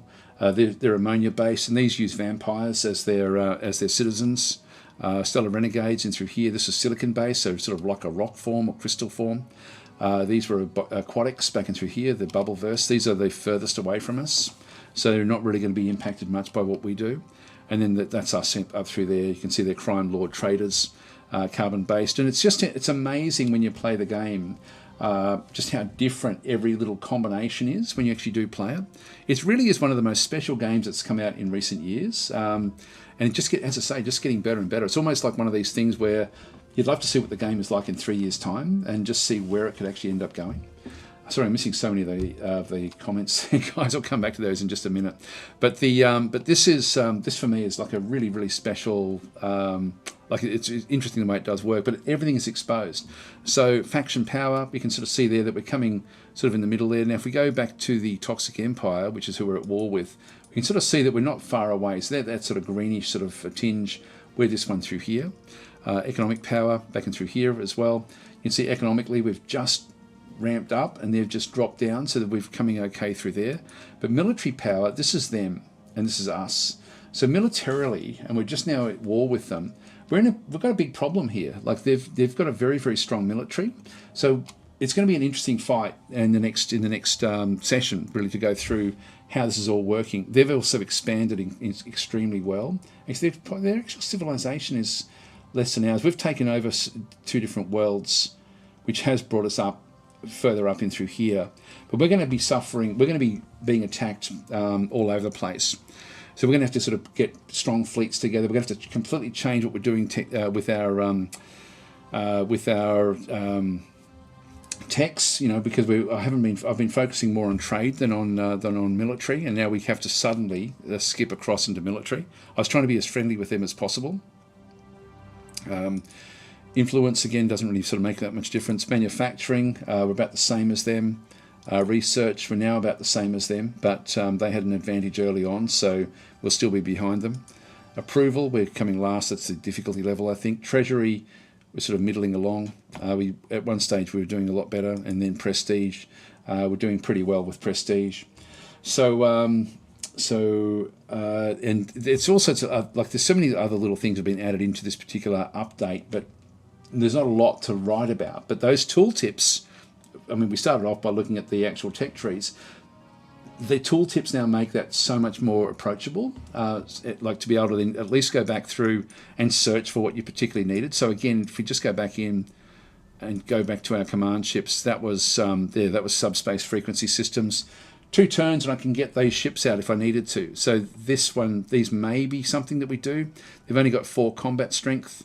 We've already got this one through here, which is a 9 combat strength. Let's have a look at these ones. This is, for example, with what we're going to be wanting to do. These are cruisers. These would be awesome to bring out if we can. We're going to need money to actually then go and recruit people to drive to be able to drive these. But if we go and have a look at this one here, for example, this one requires interstellar cabinet tech. And so if we go back across interstellar cabinet, probably cabinet will be all we really need in this instance. So if we go across to, where is it? Tech trees, tech navigator,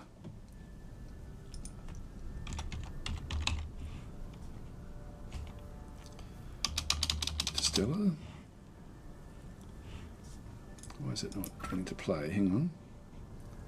Colours haven't come up. Might be. We might have a little bit of a problem here.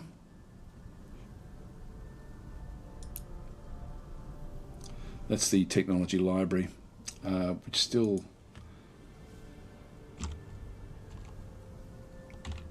Yeah, there we go. Interstellar cabinets showing up in through here.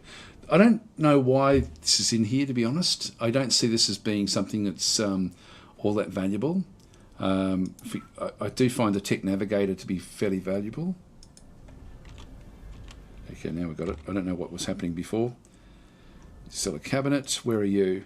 And so that's actually not that far away. Like once we get the subspace frequencies, we can then sort of go across Elite Draft and then another 6 to get the interstellar cabinet.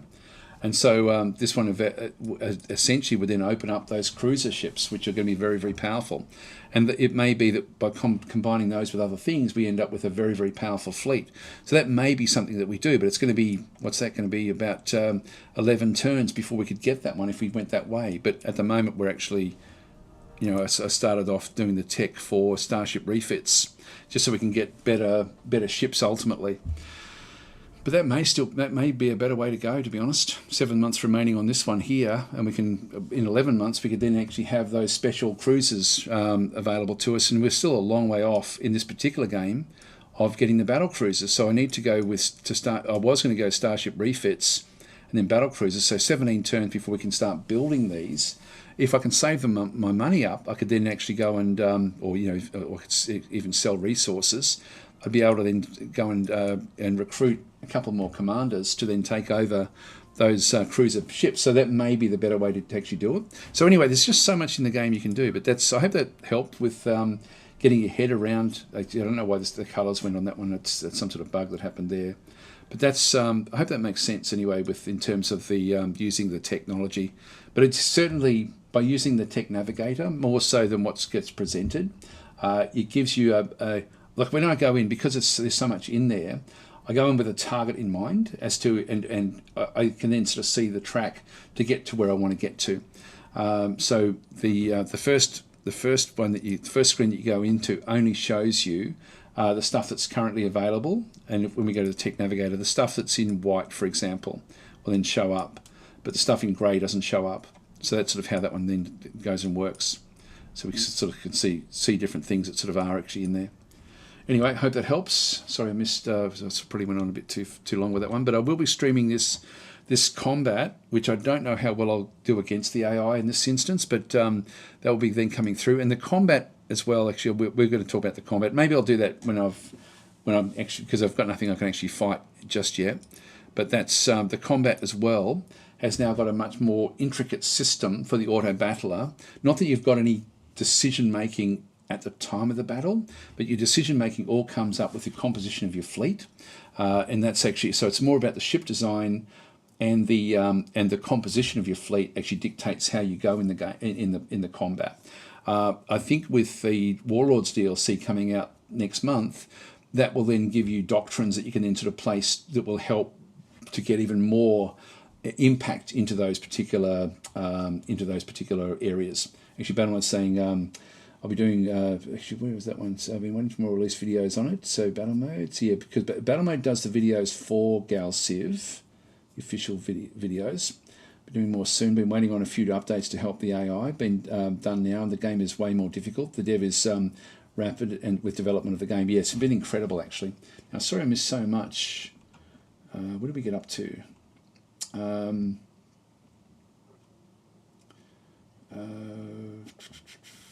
where did we get up to? Sorry. So, hi, Michael. I think I said hi before. Now, where is it?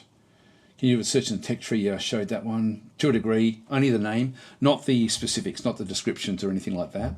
It would be cool if there was like a more of an indexed search, but it's not going to happen, I don't think.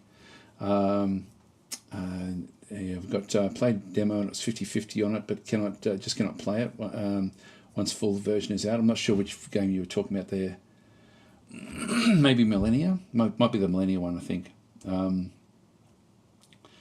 Michael's saying, did you read my post on your Galciv video? I did test the taking over the precursor ships like the pirates.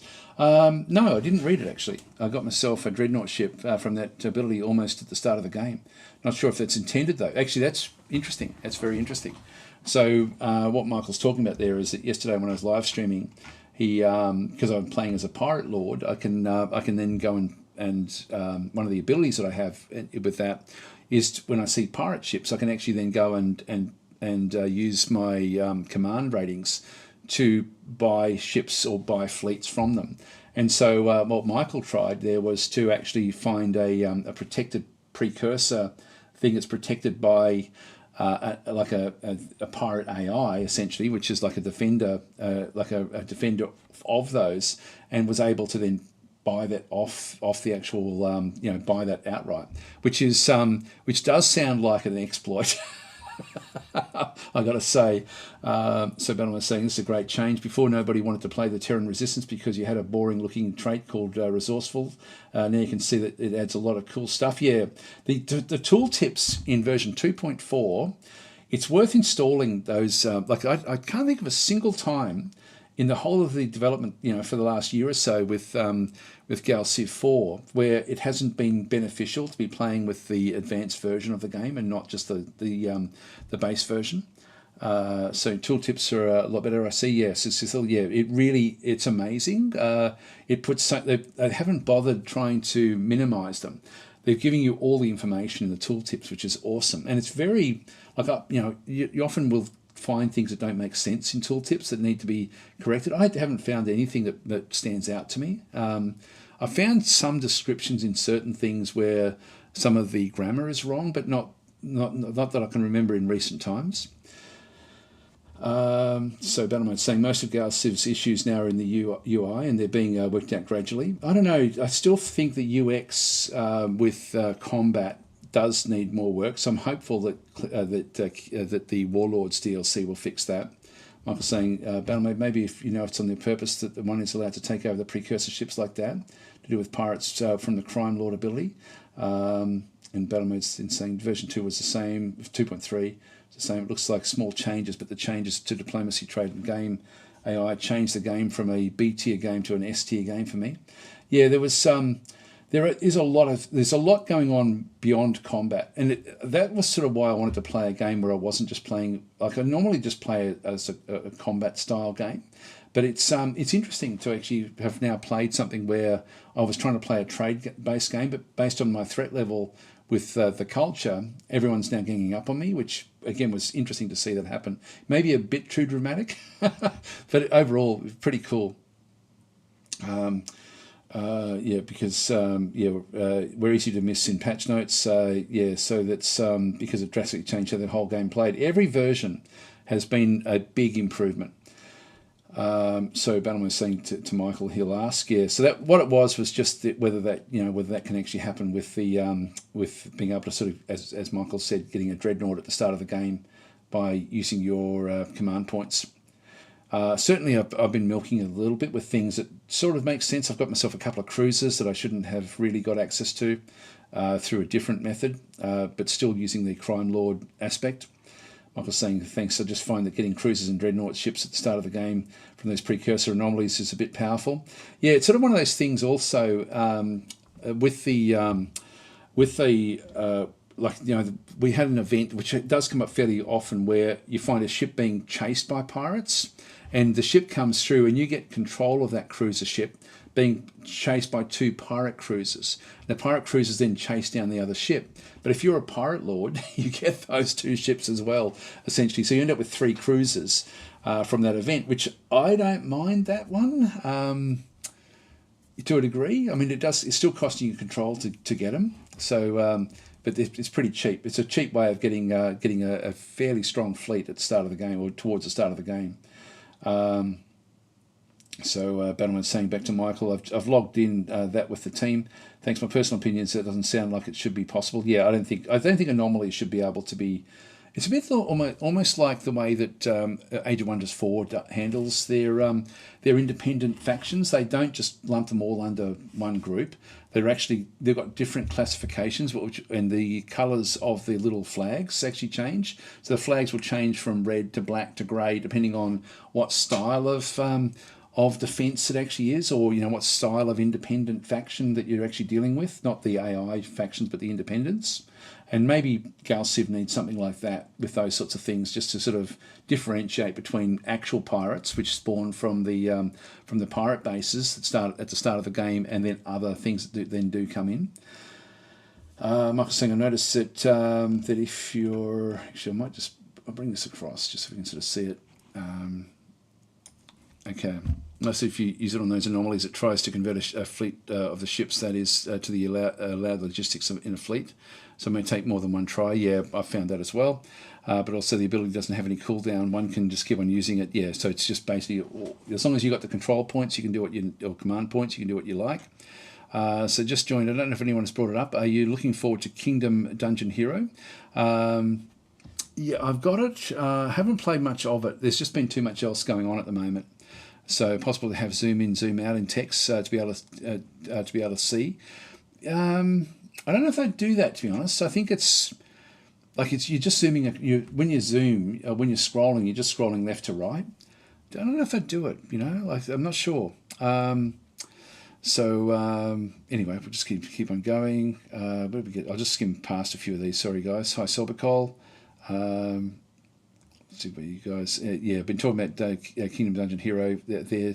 Yeah. So I haven't played enough of it yet, but it does look good. It looks good. I know that Battle Mode loves it. I don't love it yet. I have played a little bit of it just to try to get used to the game. It's sort of like it classified itself as a combination between a few different games, and I just don't see it. To be honest, it's not the same. I'm trying to think of what games it was that it sort of that it harkened itself to.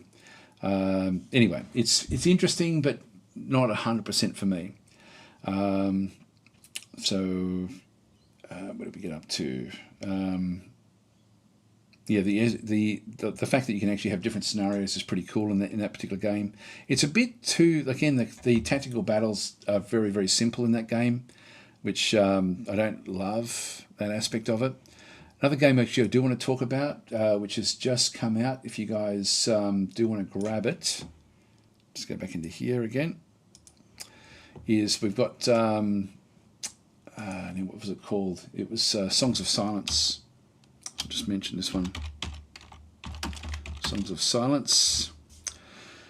So if you do want to grab the demo, there's now another free demo back in through here. And there's I've been in communication with the dev actually about this, because this is one of my most anticipated games. Now it does say early access game, but it's coming out in May. And it's going to be releasing into early access, so you can't get the game yet, the base game. But there is actually I will mention that they do actually have a Kickstarter for it. So planned release date 24th of May. So in 8 weeks' time, it's going to basically sort of be launched. Now this 28th of May, possibly for me. I'm not sure if that date changes for the rest of the world. It may be 23rd for everyone else. I'm not sure how that has actually sort of then worked. So early access, yeah, there we go. So it's 24th of May for me here in Australia, 23rd for everyone else, because I'm a day ahead. I'm in the future. Early access release date announcement. There we go. So that's actually just been announced last week. Also, there is actually there is a demo, or is it not out yet? What's the date? I'm a day ahead. I'm a day ahead. Tomorrow, you can get important update on our demo. So, hi, we'll have an important update regarding the Steam demo. Tomorrow morning at 10 a.m. CET, we're going to deactivate the current beta. Now, that was actually from March 14th, but there is a new one coming tomorrow. So, and then they've got the Kickstarter back in through there as well. So if you are interested in the game, you can certainly support it there. There is now I've been one of my misgivings about this game is what it does. But in fact, what I'm going to do, I'm going to show you a preview. It's sort of funny because I've got it's in my embargo list. This is the beta version of the game. Again, it doesn't have a lot in it, and I haven't played much of it yet. I'm looking forward to it. But the Songs of Silence demo is the one. This is the one I think that's coming out tomorrow. I think the previous one was version 0.3, and this is 0.4.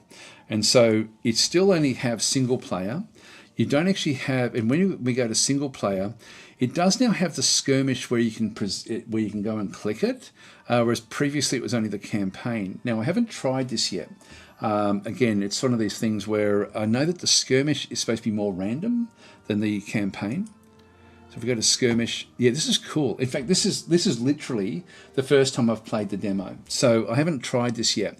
But this for me is really, really interesting because we now get to do different things with the game and we get to see more about that procedural generation, what we've seen before. But it's still going to be like if we just go and play. I don't know if we can't play on large yet. We can play on small or medium. Let's just generate a small map. This will allow up to 3 players. That's up to 4 players. Okay, so we'll do a 2-player game, for example. So we've got light side, both sides, light and darkness, or just the dark side of the world. So this is sort of like presents, again, a lot of different things that do happen. Let's go with both sides and through here. The fates, I haven't played with this. No fog of war. Recovering fog of war. So at the start of every player's turn, the fog of war recovers, and only the view area of locations and armies under the player's control stay revealed. So you've got to choose your fate. You have 3 fates to alter the conditions of the world and the gameplay experience. So what else do we have? We've got ruins. We've got well maintained. We've got monster. This is really cool. Because when I got back to the developer about it, because I was thinking, he said, "Oh, the demo's coming out. You know, like I'll give you an advance key for the demo, which is what we're looking at right now." And I said, "Oh, look, I'm not really all that much into demos, and really, I'm looking forward to the game. I'm looking forward to so much, but I'm really looking for procedural generation." He said, "Oh, yeah, that's a skirmish mode," but he didn't say much more about it. This is bloody awesome. So we've got all locations start. Can't see what that one actually is. So these are all locked at the moment. This is awesome. Damn, this is awesome. Okay, so this is looking great. This isn't just looking good. This is looking great. This was one of my top games, most anticipated games of 2024. And so early access in a couple of months' time, but you can pick up the demo as of tomorrow. So probably in about 24 hours, I would guess. So no fog of war. So every player starts with all fog of war revealed. On the start of every player's turn, the fog of war recovers, and only the view area of locations and armies under the player's control stay revealed. I'm not sure what that means, like how that would be different to the default. But you can actually ultimately, these are locked as well in this particular thing. Let's just go continue and see what it generates. Okay, we've got we've got a random faction. So we've got if we have a look at the actual factions and see what we've got in through here as well. So we've got again, we've only got a couple. We've got the Thousand Kingdoms, the Starborn faction, relying on the iron might of their knights. Old Race, Crusade. So only 3 factions at this point in time. What about the Dark? Thousand Kingdoms, still the same one. Hero class. Okay, we don't get to see that one much. And Vocation, we don't get to see the actual selections in through there. That's interesting as well. Like maybe it's hot seat. That's the fates that you then brought in, I guess. Let's just close off a few of these. Not sure if there'd be hot seat in there or not. So we'll just start the game. This is real. I'm surprised that this is as rich as what this one actually is. And Sithel's saying, "Do like the looks of the game, the Art Nouveau style." Yeah, very, very nice. It's very, very nice. It's does it have random generated maps? If not, meh. Yes, it does. There we go. Dave's saying Explominate podcast and Sons of Silence is very good. There we go. Apparently, Sons of Silence is based on Warlords, which is a great game from the past. It does, and the auto battler is interesting. And so, yeah, if this is a random map. What I like to do, to be honest, what I like to do with these sort of games is we started off in here. Not that we can. Let's go back out. Let's go back out to the main menu, and I will be doing a video on this demo actually in the coming days. I'm just a bit time poor at the moment, so you got the Kickstarter campaign back out through there. This is cool. This is so cool being able to have a skirmish. Let's just go with small. Let's just go with light side only. But let's go with no fog of war and just click on done. So this is only for 3 players because we've only gone with the light side. Let's go continue. And we'll close this one off. Just make it very, very small and compressed. And so that's now the setup that we actually have.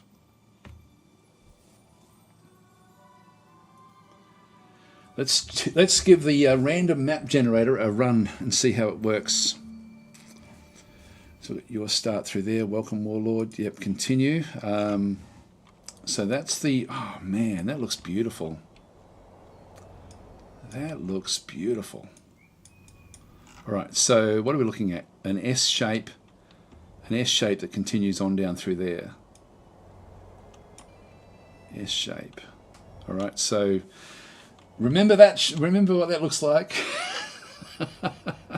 So we'll just try to remember that that's what it looks like. We'll just go back out, main menu, and see if we can pick the same thing again. Single player, skirmish, small light side. Yep, continue, continue. Oh, actually we closed that one off, didn't we?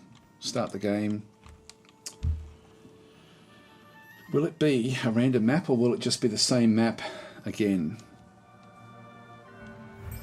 It's different. It's certainly different. It's very different. Very different. Oh, wow. Wow, this looks unbelievably good. This looks unbelievable. Okay, now all I want to do is play it. That's all I want to do. Oh, why didn't I play it a few days ago? I'm kicking myself. I've had it for about, must be 4 or 5 days, and I just haven't got to it. And I thought, oh, I'll show you. I'll just open it up and have a bit. I didn't think we had the skirmish mode in it. Damn, I wish I'd been playing this for the last week. Anyway, you guys are seeing it a day early. This looks incredible. It looks beautiful. I mean, I won't play it now, but this is your independent armies, I'm guessing. Go and inspect. Right click. Does that one allow us to inspect it? Yeah. So this is there. So it's an auto battler, which is really cool. You do actually have certain things that you can then go and do. Now, can we just press escape? Yeah. Escape brings it back out. Just go and have a look at this particular location. So we've got, I forget how many different types of units there are. There's a lot of units in the game. Oh man, I really want to play this. I really want to play this. But unfortunately I can't today. I can't yet anyway. Oh man, this looks beautiful. What a beautiful game. So there's the enemy right there. The different levels. Independent armies. It's an aggressive army. Aggressive. Wolf's Pride. I'm not sure what these all are. Oh, this just looks incredible. That's just the that's just what we've got through there. What have we got up into this other side? Conquer all enemy capitals. Defend your capital. What else can we look at through here? This is 1,000 Kingdoms, player 1. The AI is player 2, but we've only got the one faction we can play against. Ah, wow. Yeah, this is my type of game. And this is, I've got to say, my anticipation of the game when I first saw it was something that I really wasn't sure whether there was going to be random maps or anything like that at all in the game, and I still was interested in it. But now that it's got this, oh God, this just looks beautiful. It looks stunning. And so we've got our own army through here. Like, so you can't squeeze past it. You're going to have to, you have to sort of almost break your way through to get out there. I mean, if we go and just do one little fight, I probably should have prepared my army better than just going in with one unit. This is the auto battle. We then have different sorts of things. Wings of racks. I'm not sure if that's going to do anything. Bang, there we go. So we can do things with these. And so we can impact the fight a little bit, but it is just an auto battler. Bang, in you go. So that's our main hero sitting on the horns of the bull, the flying bull, and we've got other things as well. So you've got basic cards as well that you then pick up as you fight. But it's what a beautiful game. It reminds me in the looks of it like Brigandine, which I loved. I loved that game. But this is but Brigandine doesn't have anything like this. This is incredibly impressive Gazing upon heavens, Frida sees a shooting star falling from high above. Today's battle has been blessed. And so we picked up a like XP, etc., etc. But what we should have done was to go and actually build up an army first, I guess. Anyway, we've wiped that one out, and we still have different things we can then go and do. If we just go back into the actual city itself, can't move further this turn. If we go back and have a look at the actual city itself, so this is the city.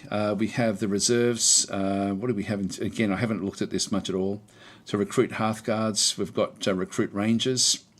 So we could have actually recruited some of these. Iron Sworn.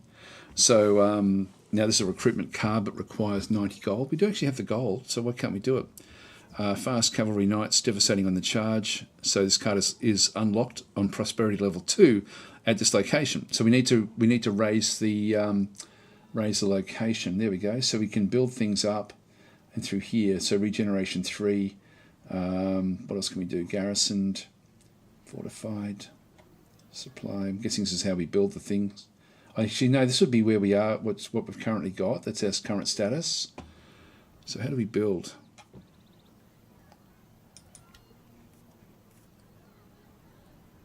Oh no, that's it there. Fortified 3, which is what we're seeing over here. Not sure how we build actually. I didn't play it much. Let's just go and throw these in. So we can just spend our money on these, and they can then join the army. It's another 50 gold. Can we grab another one? No, not yet. There must be a manpower cost or something as well, I'm guessing. So that's all we can do at this stage. So those cards have sort of been used. If we close the panel now, it's level 1.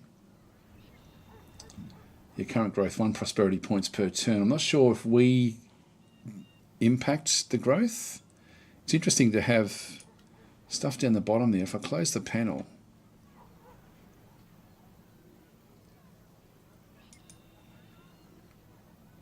and we need to, we can't put them in there. We can put them back into, actually that's just disband down the back through there. Normally I spend a bit of time myself just having a bit of a look through, but anyway, I am really interested in this.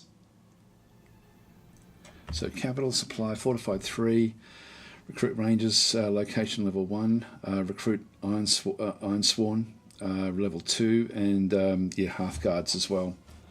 So we'll end our turn there.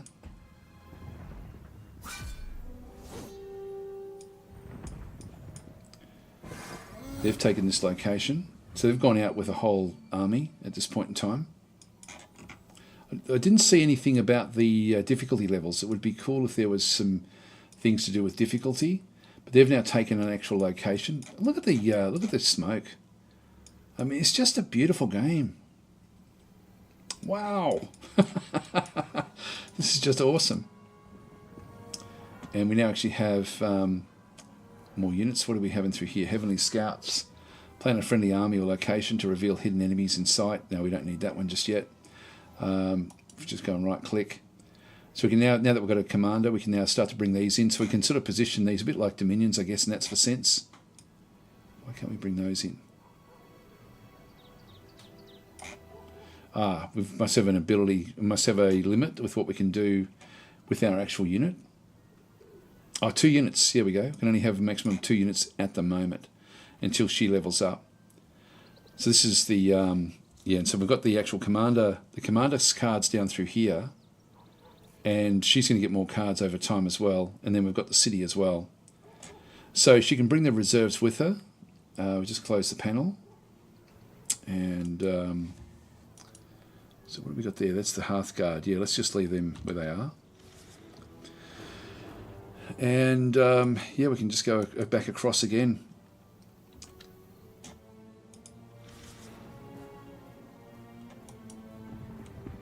There she goes. And so again, it's just an auto battler. So I should wipe those out.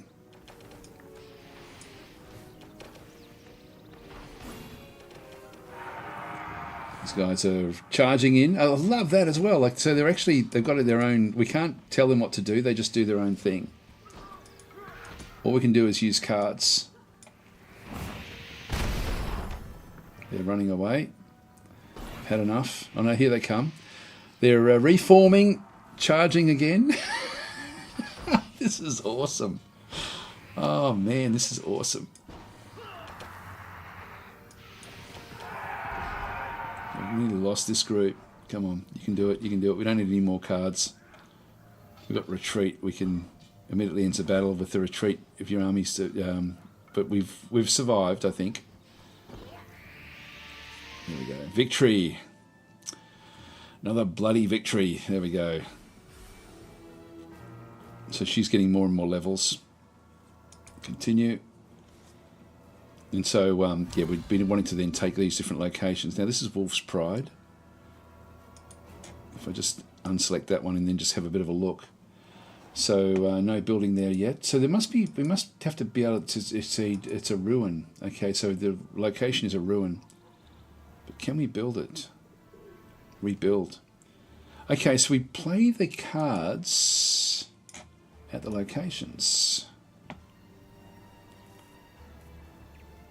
But this doesn't have its own thing. It's still yeah, it's going to be very, very slow through the progression. Well, wow, wow, that is incredible. Yeah, so Vox is saying, Daz, could you try another random map? Let's see. Okay, let's do it. Let's do it. Let's see what we end up, because this is very, very different than the other map. The other map didn't have any of the water, and I don't know if they've got flying units or ocean units or what there actually is. But let's just try it again. What a stunning game! What a stunning game this is. I often get suspicious when I see such beautiful actual artwork with a game, but this game. Oh man, this is something very, very special. Small light side, continue. Let's have a look and see what we end up with again.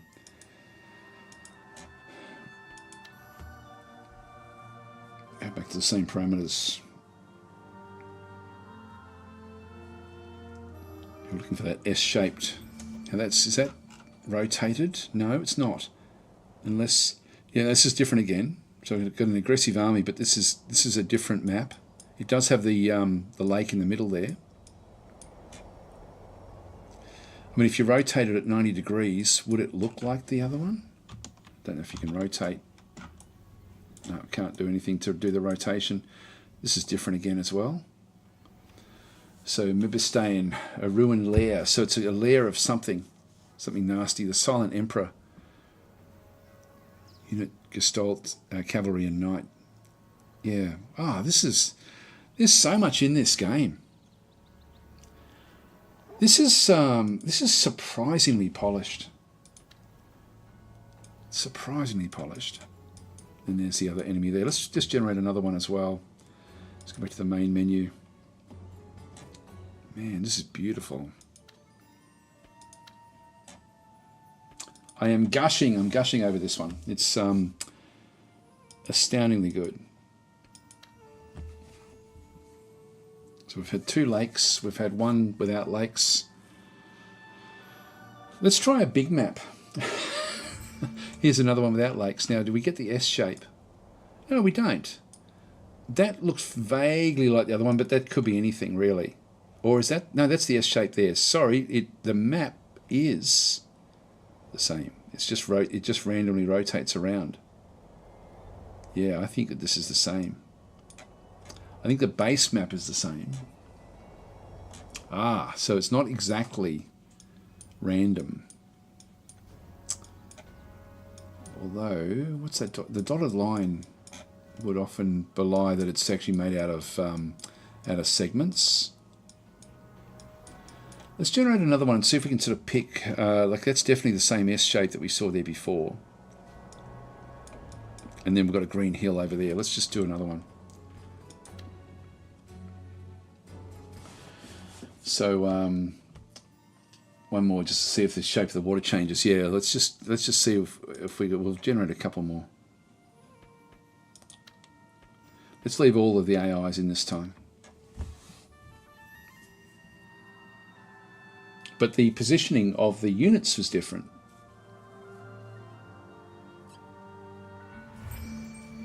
Give us our S. That's the reverse of the S. Yeah, with the same deal in through there.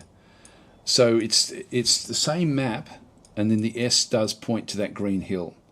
So it's the same maps, unfortunately. Let's go back to the main menu. I mean, it's still not going to matter that much, to be honest. But it's so hopefully they'll add more and more maps in. But yeah, that's a big negative. I'll just go this way. Just see how big these end up being. So this is a large medium map with light and dark.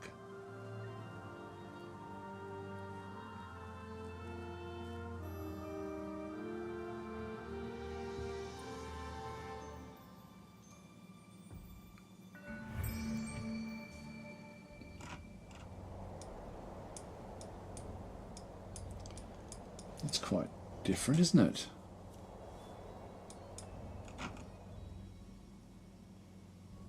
Wild Purgatory. Oh, this looks so immersive. It's such a beautiful looking game. And even the fact that the maps are curated maps within a degree, it's still very, very interesting. Oh yeah, this is definitely gonna be one of the games of the year.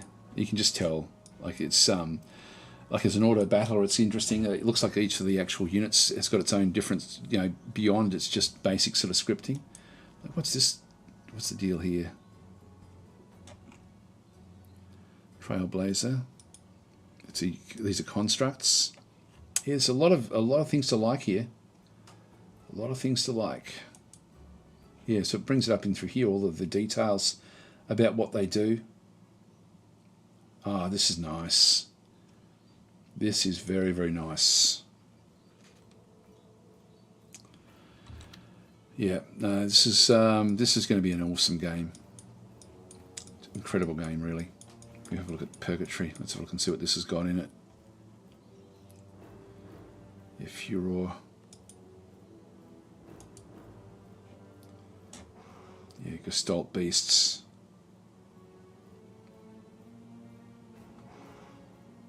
Fear.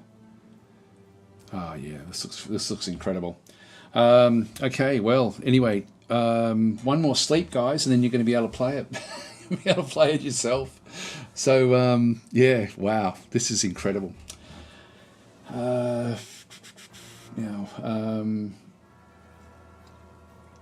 Okay, Battleman was saying apparently Songs of Silence is based on Warlords, which is a great game from the... Well, this is better than Warlords. Warlords was... it didn't have an auto battle system like this. This is phenomenal. This is an auto battler done very, very well. Very simple. Means that the game is going to have a good pace all the way through. Yeah, it really is quite cool. Does it have random generated maps? If not Mare, well, it's probably not Mare, but it's or Mare, however you want to say it. But it is actually they're not random. So, but they come from a collection and then they get shuffled around. So, if you're playing the game, how long before you start to recognise exactly where you're starting from, and particularly if you're playing with Fog of War on, I think there's a lot of replay value there. I would love to have seen random maps done a different way, but I'm not unhappy with what I'm seeing there. That doesn't really worry me so much. Lots of these Asian themed games just have story mode. Well, see, Brigandine was another one of those exceptional games where it did actually have it didn't have a random map at all, but it didn't matter much. Like the actual gameplay itself was so brilliant, and even the RPG aspect was great. So this, for me, like the actual campaign is very much story driven, which is sort of why I was unsure about how this was going to play out. But this skirmish mode is amazing. Like this is exactly what I like in games. You know, like I absolutely love the way it's sort of working. And to play with Fog of War on, it's going to be full of surprises. The city, certainly the city locations, even the placement did change when we were looking at the various things. I mean, I probably have to go and have a really close look to see what happens at the different spawn locations. But I think it's different sorts of cities, different sorts of units. So it's looking exceptional. And again, this will be one of these sort of games that just gets better and better over time as well, I would imagine.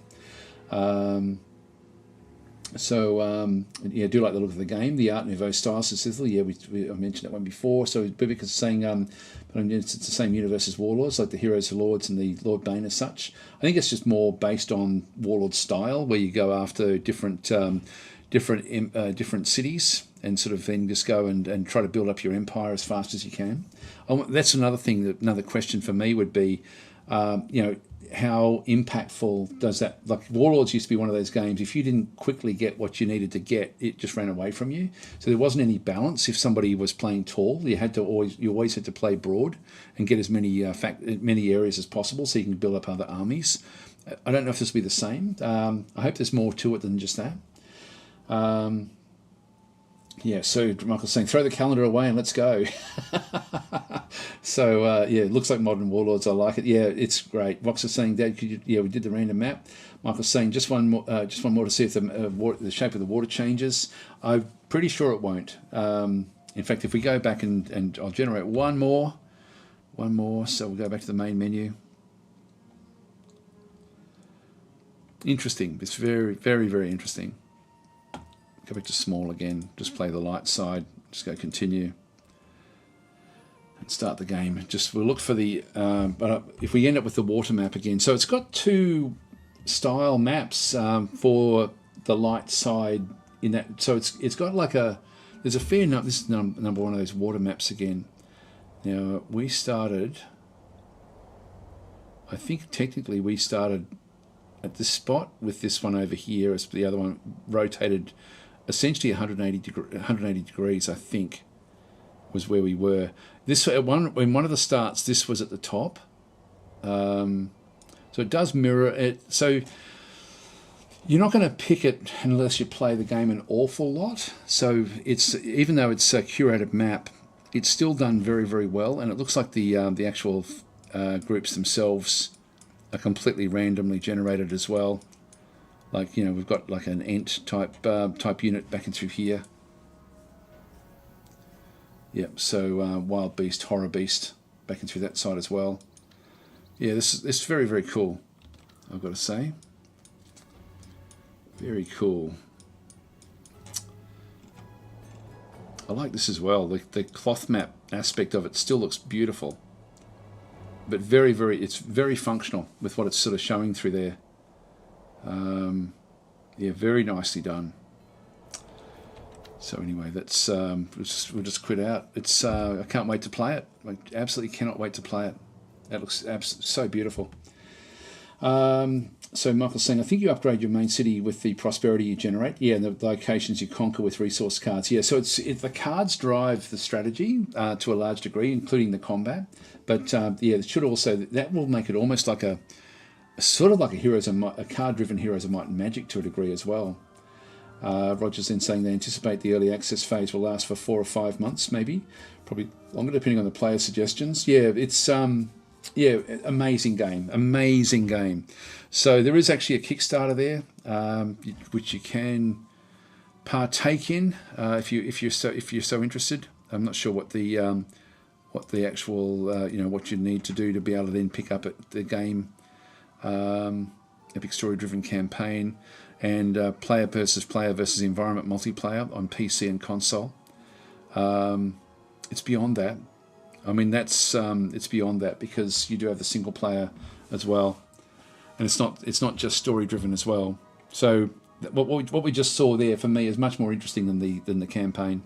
I know that most other people would like the campaigns, but for me, it's actually good. It's already got nearly 2,000 followers. So there it is. Not much information there. So normally there's a lot more information, isn't there, than just that. Anyway, well done, Chimera, for doing that one. But that's as I say, the new demo out tomorrow. So in fact, it did say that, didn't it, or did it not say that? But look out for it, guys. It's if you have a look at the early access release date announcement. So yeah, that's about May.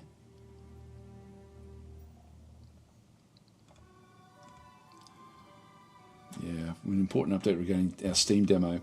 Tomorrow morning, we're going to deactivate the current public demo on Steam in order, so go live on March 26th, which is tomorrow for you guys, but 27th, that'll be 27th for me. This demo will be 100% free, available from launch. We'll see what it says.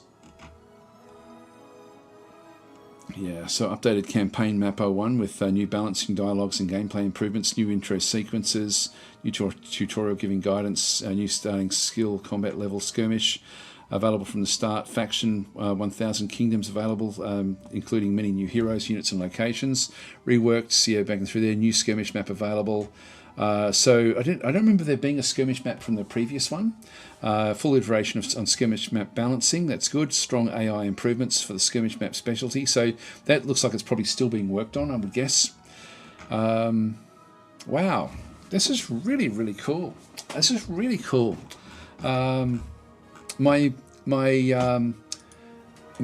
anticipation and expectation for the game has gone from sort of here to right up the top. It looks amazing. Hi Darkwall, how you going? Anyway, guys, I think we might have to start to wind things up. So I'll just get rid of that and get rid of that one. So I will actually we'll get ready for I'll just make sure there's nothing else I needed to actually look at. So we'll just have a quick look through the rest of the Steam news. Just do a quick summary. I always like to sort of see if anything is uploaded. Hang on, I'll just pause that. It's going to be a bit too big. So I'll just pause those. See if there's any important updates through there that we can see. Xenonauts has been updating a lot actually lately. TerraTech Worlds, I was going to talk about that one. I've got a video on that one coming out in the next day or so. Battle for West North, this has actually been just been updated as well. I haven't looked to see what the update brings for Battle of West North. These are just workshop things for Dominion 6. Nothing much else there at this stage. So nothing much else in through there. I did reinstall Ravenfield, which I really enjoy as a first-person shooter. I don't know why I didn't keep it installed, to be honest. This is big news. The Warhammer Gladius Gladius Plus is now back and being developed in active development again. So when I played it, I've been playing it over the last couple of days, and that was awesome actually. Like to sort of see that it's now been re-uploaded again. So if you're into Gladius and you've been using Gladius Plus, that's actually there now. What else is there? Let's just go back up into the actual news and see what we've got. RimWorld Anomaly Preview, we did that one last week. TerraTech Worlds just released. To be honest, I enjoy it. I did live stream it and I got bored with the live stream, so I stopped it and started playing Gladius because it wasn't my type of game that I really tend to enjoy. But it's a game that I think people will enjoy it. It's like one where you drive around. It's a bit like Factorio or Minecraft, where you're sort of crafting different things. You're mining for stuff. You're battling things and so on and so forth. It was good fun, but something more relaxing, more than something that was good for live streaming. Millennia coming, of course. TerraTech Worlds. Rogue Hex. I haven't played this for a long time. This is a very, very obscure little game. Terminator Dark Fate Defiance. It's I think that they were going to re-look at the difficulty levels of that. So mission balance has been changed there, because it was a great game, or it is a great game. It's incredibly beautiful game to look at, but it was very, very difficult. There's a new patch there that was from a week ago. That's old news. 2 weeks ago. We don't need to be looking at that stuff. We covered that one last week. TerraTech Worlds again. God, there's a lot of this stuff from 2 weeks ago. Yeah, okay. They've chewed up all the news, all these other games at the back end of stuff. All right, let's get into giving away some Solium Infernum. Let's go back into Nightbot. We'll log in and giveaways. Keyword, and the keyword here will be just win. So if you just type in win in the chat, Battle Mode's already got Solium Infernum, so he's going off to bed. You're lightweight, Ben, going off to bed. It's just early in the morning for me. it's fun having someone that you get on well enough with that you can just slag off on, in live streams. And he keeps coming back. Anyway, just type win in there, guys, and you'll then be in the running. So now it did update the other day. I did actually open it up, so we shouldn't have to worry too much about the updates. I will just go into Sublime Text. I'll just get it so we've got what we needed. Just move this one across. And open recent.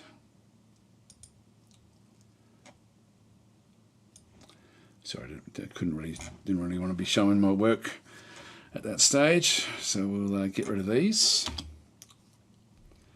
Just leave it. I'll just get a drink of water, and then when I come back, we'll then we'll run the game.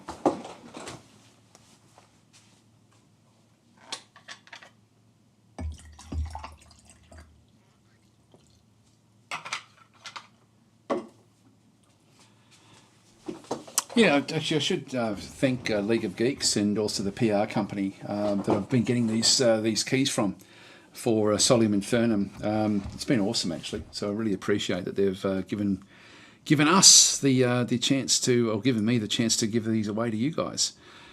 So Jack is not in there. Did Jack try to log in? Lose. He's gone lose. Well, we'll put him in for winning anyway. Doesn't matter, like, whichever way you want it to go, that's all fine.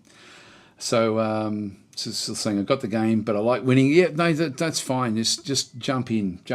It's this bot never sees me for some reason, says Dusty Monk. Yeah, you're right. You're right. That's weird. That is strange. Wonder what you did. Yeah, so it'd be fun. It'd be nice to with a Hall of Fame to see who won the marble runs. If we were doing this on Twitch, yes, it would happen. That's what's there. There is actually a Hall of Fame on Twitch, but not for what we do, because essentially what we're doing is we are putting in the we're running bots. So like if it was Twitch, you guys would be typing in win or play exclamation mark play. And it would then be using your usernames, and it would then keep track of them. So the Twitch version does the tracking. The YouTube version, we have to play bots, unfortunately. So it's not designed for YouTube. That's why you have to do all these different sort of workarounds and things. Right, I'm just going to go and grab everyone. So everyone's in. Control C. And back across. V, and I'll just go and change these.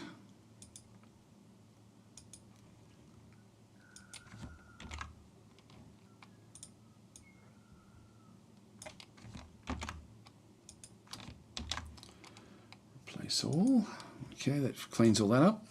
28. Okay, we've got 28. So Zarks was the last one. Now we also then had Dusty Monk, wasn't it? Dusty Monk needs to be in there. I wonder why it doesn't recognise what you say. Well, I blocked Nightbot. I guess the bot returned the favour. Says, well, maybe that's it. I got tired of seeing Nightbot spam on Twitch. That's probably it. So Richard Phillips. Okay, I'll put you in as well. So anyone else need to get in before we close it off? That's 30. It's a nice round number. Just do a save, and we'll go in and start the process. Okay. Good luck, everyone.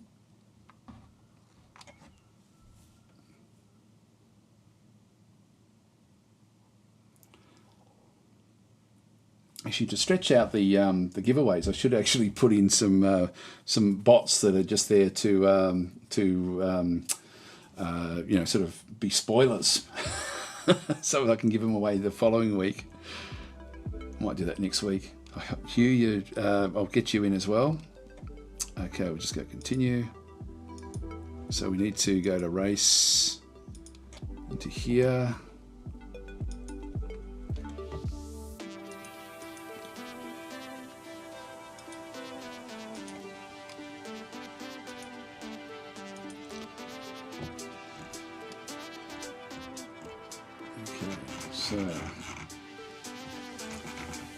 Cole, you're new as well. Okay, so we'll add 2 more in there.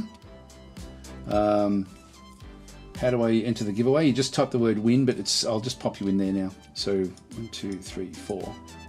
So all right, so this one here is going to be I. Then we've got Hugh David. Then we have Thor. And who else was there? Type win, but too late. No, it's not too late. There we go. JKS. JKS. Who else? Just make sure that there's not double ups. Who else did I just miss? Cole. We didn't get Cole, did we? So Cole G. And you need a hard cut off, Daz. The longer this drags on, the more pop off out of the woodwork. No, there's yeah. I should really have it cut off. Jiraxon. Okay, that's the last one. Whoops. Just make doubly sure that we didn't have them before. Oh, we did. Okay, no, you can't do that. You can't do twice. You can't do twice. Not even Nightbot, no. All right, we'll finish it there. How many names? 35. Okay, so 35 in the race. Just go back. And then we'll do Grand Prix. Bots. 35. It's going to be a bot race. 4 maps. Let's go. I will actually, I think next week we'll start to add in other, like just spoiler bots, and if they win, then basically it jackpots the next week. It should all be good. There's all these elimination stuff as well. I don't know if I've seen that before actually. Anyway, let's just go with it. Let's just where's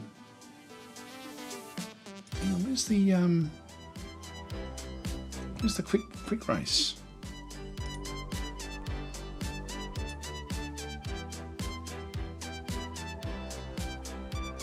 This is new, guys. I haven't done this before. There used to be they've changed it. It's all new. It's all new. So we'll see what actually happens here. They're the maps, and it looks like there's actually a maximum elimination 75%. I think that's still okay. Let's just go and play. See how we go. The Marvel's UI seems improved. Yes, it has been improving.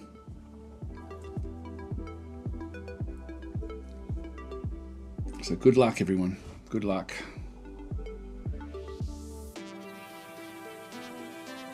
Come on, game. Here we go. Start. So it looks like I and Richard are down through the bottom through there. We'll just sort of have a bit of a loop down the bottom here and just see who's the first one through this area. Yep, so John Hole, potentially the first one through the bottom. See who gets spit out first. And then we'll follow the third place is usually the best one to sort of have a bit of a look at. Like if we go and press number 3, we can just sort of follow down and just sort of see who's going to get down the hole. Now, if this doesn't make you sick, I don't know what will. There we are, coming through now. Has anyone fallen off yet? No one's fallen off. Let's go a little bit to the front through here. So it's a bit hard to tell who's coming in. It's whoever's closest to at the time to the actual. So we're now going to get an idea. So we've got Tarank. Oh, everyone's in that first little line through there. That's just going to even everyone right up. That's actually fairly interesting. So Dave looks to be out in front with I on the other side. Richard Phillips back through there again. Barbara on this side. Tarank over this side. We've got them coming in from different angles and straight through into this little area. And Barbara's the first one through. No, Richard's now taken the lead from London Tube. We've got Dave Flute. Yeah, I is back in front there again as well. It's coming back into this little area through the Christmas decoration. We've got the day flute coming back out just slowly. No, there goes Thor. Thor has now taken the lead straight up the top. Back up the front, top there. We've still got Dave is now coming second. London Tube third. Thor coming back out again. Who's going to miss this one? They're going to have to go through the air here, through a cannon. What's going to happen? Bang. Are you going to make it? Oh, no. Dave has not made it. Okay, so Dave didn't make that one through there. London Tube is in there. Charank is down the bottom through here, coming back through. London Tube seems to have taken, yes, you know, he hasn't taken the lead. It's still, it's Roll, Barbara coming second, JKS, then Thor, then London Tube coming back out this other side. Now Charank looks to have hit the lead here, which is awesome. So let's have a look and see. Yeah, Charank's the first one through. Well done on the first race there, Charank. Roll coming through, Barbara coming in third, JKS. Now if you come in 10th, Sorbicol has got 10th spot, which is 10 points as well. So Charank got 20 points. Third place, Barbara got 10 points as well. 10 points for Sorbicol. And then it goes down. I think actually it might be 4th or 5th that gets 10. But anyway, I think it goes 20, 15, 12, 10 or something like that. Anyway, that's pretty cool. Just waiting for the others to come in and finish. We had, one non-finisher. Here comes Roger, slowly making his way down. So that was good. So, okay, so the winner is Charank, so well done. That's awesome. We'll just have a look at the final result. We'll just have a quick look at the Grand Prix results, which is our own scoring system. So Charank is on 20. We have 15 for Roll. Barbara on 12. JKS on 10. Sorbicol on 10 as well. Thor on 8, 7, 6, 5, 4, 3, 2, 1. And we had a few that didn't finish. So Jack, Bubicus, Ulrich, Mike, Dave, John Hole, and Dusty Monk. Now, Dusty Monk failed because Nightbot doesn't like Dusty Monk. So that's the reason for that one. Let's go to the next race, next map. Here we go. So we've got this is now a cleanup activity. I don't know what this one is.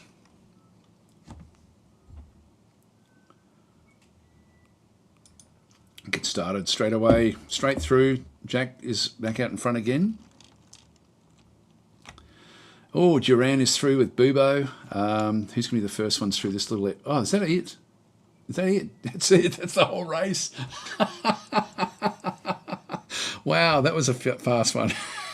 That was not a good map, that one. Final results. Very, very quickly. No one fell off. Everyone gets points. If we go back to the Grand Prix points in through here, Duraxon is now on 21 points.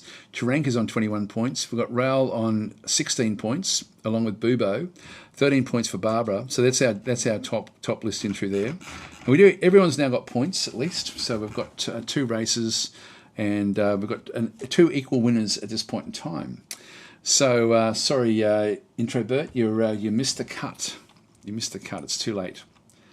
If it was on Twitch, you could join in at any time, but unfortunately, this is something we have to do just do manually. So we'll start. This one's 3 laps. Okay, wow, this is pretty interesting. We'll just go through. So Cole is coming third. Fairly intricate, coming further back now. So Thor out in front, Darkwill, Sorbicol. We haven't lost anyone yet, I don't think.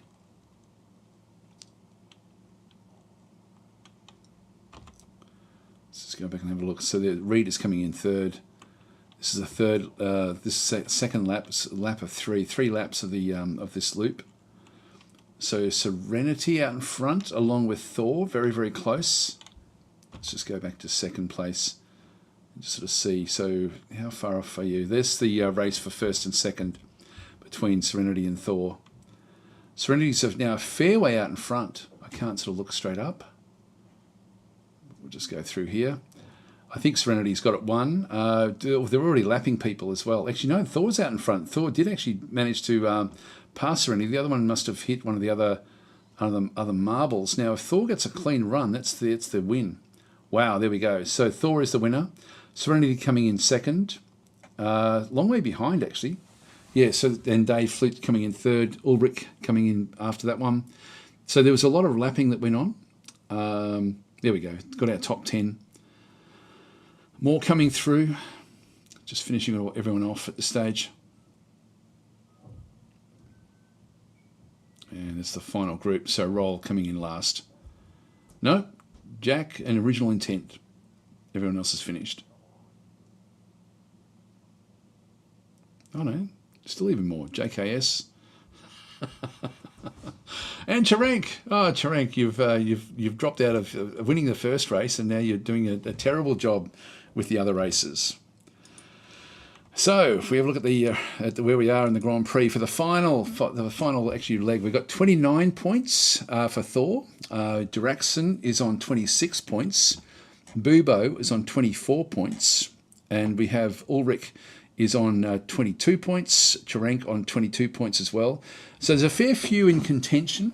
Now, if there's a draw, it's going to come down to who's got the most wins. If they've both got the same number of wins, then I'll have to do a special race, a one-off race, just with the two winners to see who actually gets the win.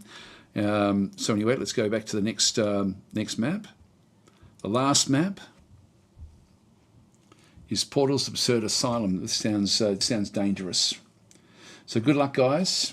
Didn't keep a real close track as to who could win this one. They're all going down. I'll just follow one of them down. Yeah, they're inside the tubes. Actually, I won't worry about doing it from the tubes aspect. Let's just go to the bottom.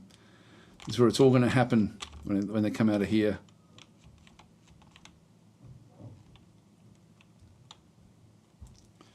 Who's the first one out? And then we've got a bit of... Actually, this is going to be over fairly quickly once they do start to come down from here. Now, there is a possibility that they miss. Actually, they may... That's just text. Okay. Oh, Ghost of Shows is the first one through. Will you make it into the loop? No? Oh, you do go over here. So Ghost of Show is out in front. Col G coming in second. Darkwool is now taking the lead with Col G still second. It's fairly intricate. And they're just coming back through this other side. You'd have to sort of see who's actually getting ahead here. I think it's going to be very hard to actually see what's going on until we get to the back end of all of this. I'm trying to see who hits the M first. There we go. It's Flackhawk, Ghost of Show, Flackhawk ahead, and Ghost of Show working in very, very closely. Radigar is now coming back in. Here they all come, all really compressed. Charank is back out in front again. If Charank gets this one, Charank wins. Oh, now who's going to win this one here? It's all going to matter. It's all going to depend on what happens into this other side. Who's the first one out? Who is the first one out?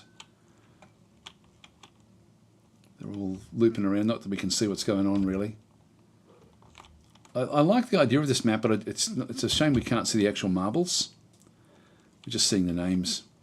Original Intent is gone, so you're no longer in the running. Ghost of Show back out in front again. Michael coming back up as well. Serenity is gone. Sithel's gone.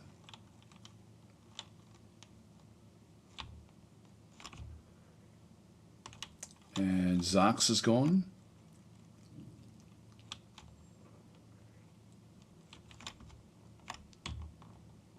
It's been hard to see what's going on there. Ulrich, saying that Ulrich is the first one through. If we go and actually pick on one of these, what do we get to see? There's the marble there.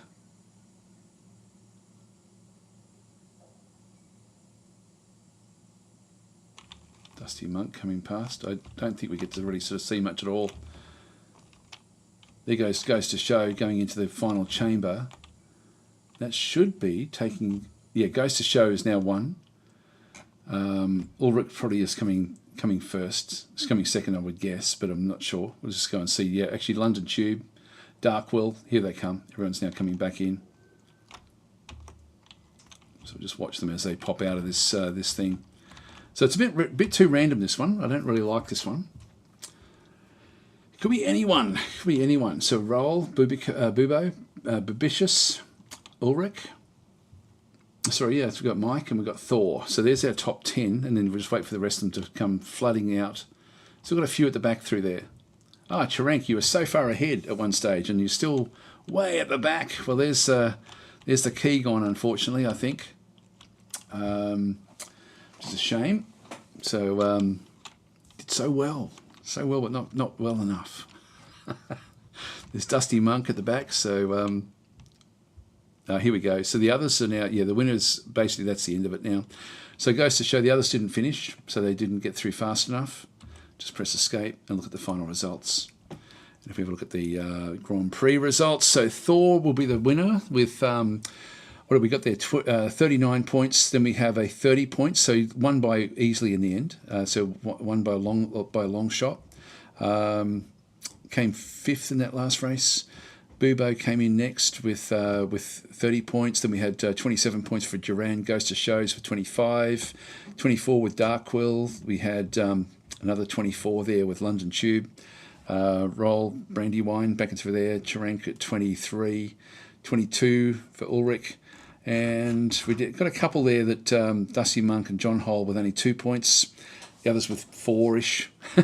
So congratulations, Thor. If you can actually contact me and via email, I'll just put the email in here. So daz@daztactic.com. If you can email me, that'd be great. I can then get the key out to you. Now, I may not be able to get it to you early today, but it'll be sometime today that I can get it across to you. But if you can just do that, that's really well done. Let's have a look at let's finish the Grand Prix. Get the podium. So we go. So Durexan came in third. So Bubo came in second, and then we got Thor coming in as number one. So well done there. Congratulations. And yeah, so too much cheating, says Jack. Yes, absolutely. But well done, guys, and another good fun sort of way to finish the session. And so when you do send me the email, when I can, I'll send out the key. But unless it's done right away, I probably won't be able to do it for a little. It'll be a few hours before I can actually get and send that one out to you. But I will send it out. I will send it out. So it'll get there within the next few hours anyway. So thanks for watching, and I'll catch you guys later. I'll see you next week. I will be, as I say, streaming in a few more days' time. I'll be streaming some more Gal Civ. And again, Gal Civ, as I say, is just getting better and better and better. It's improving all the time. So keep an eye open for that one. And I think I will actually do a full-on stream of Songs of Silence. I was really, really impressed with Songs of Silence. That was... God, there's some good games coming, guys. There's so many good games coming at the moment. I'll catch you next week.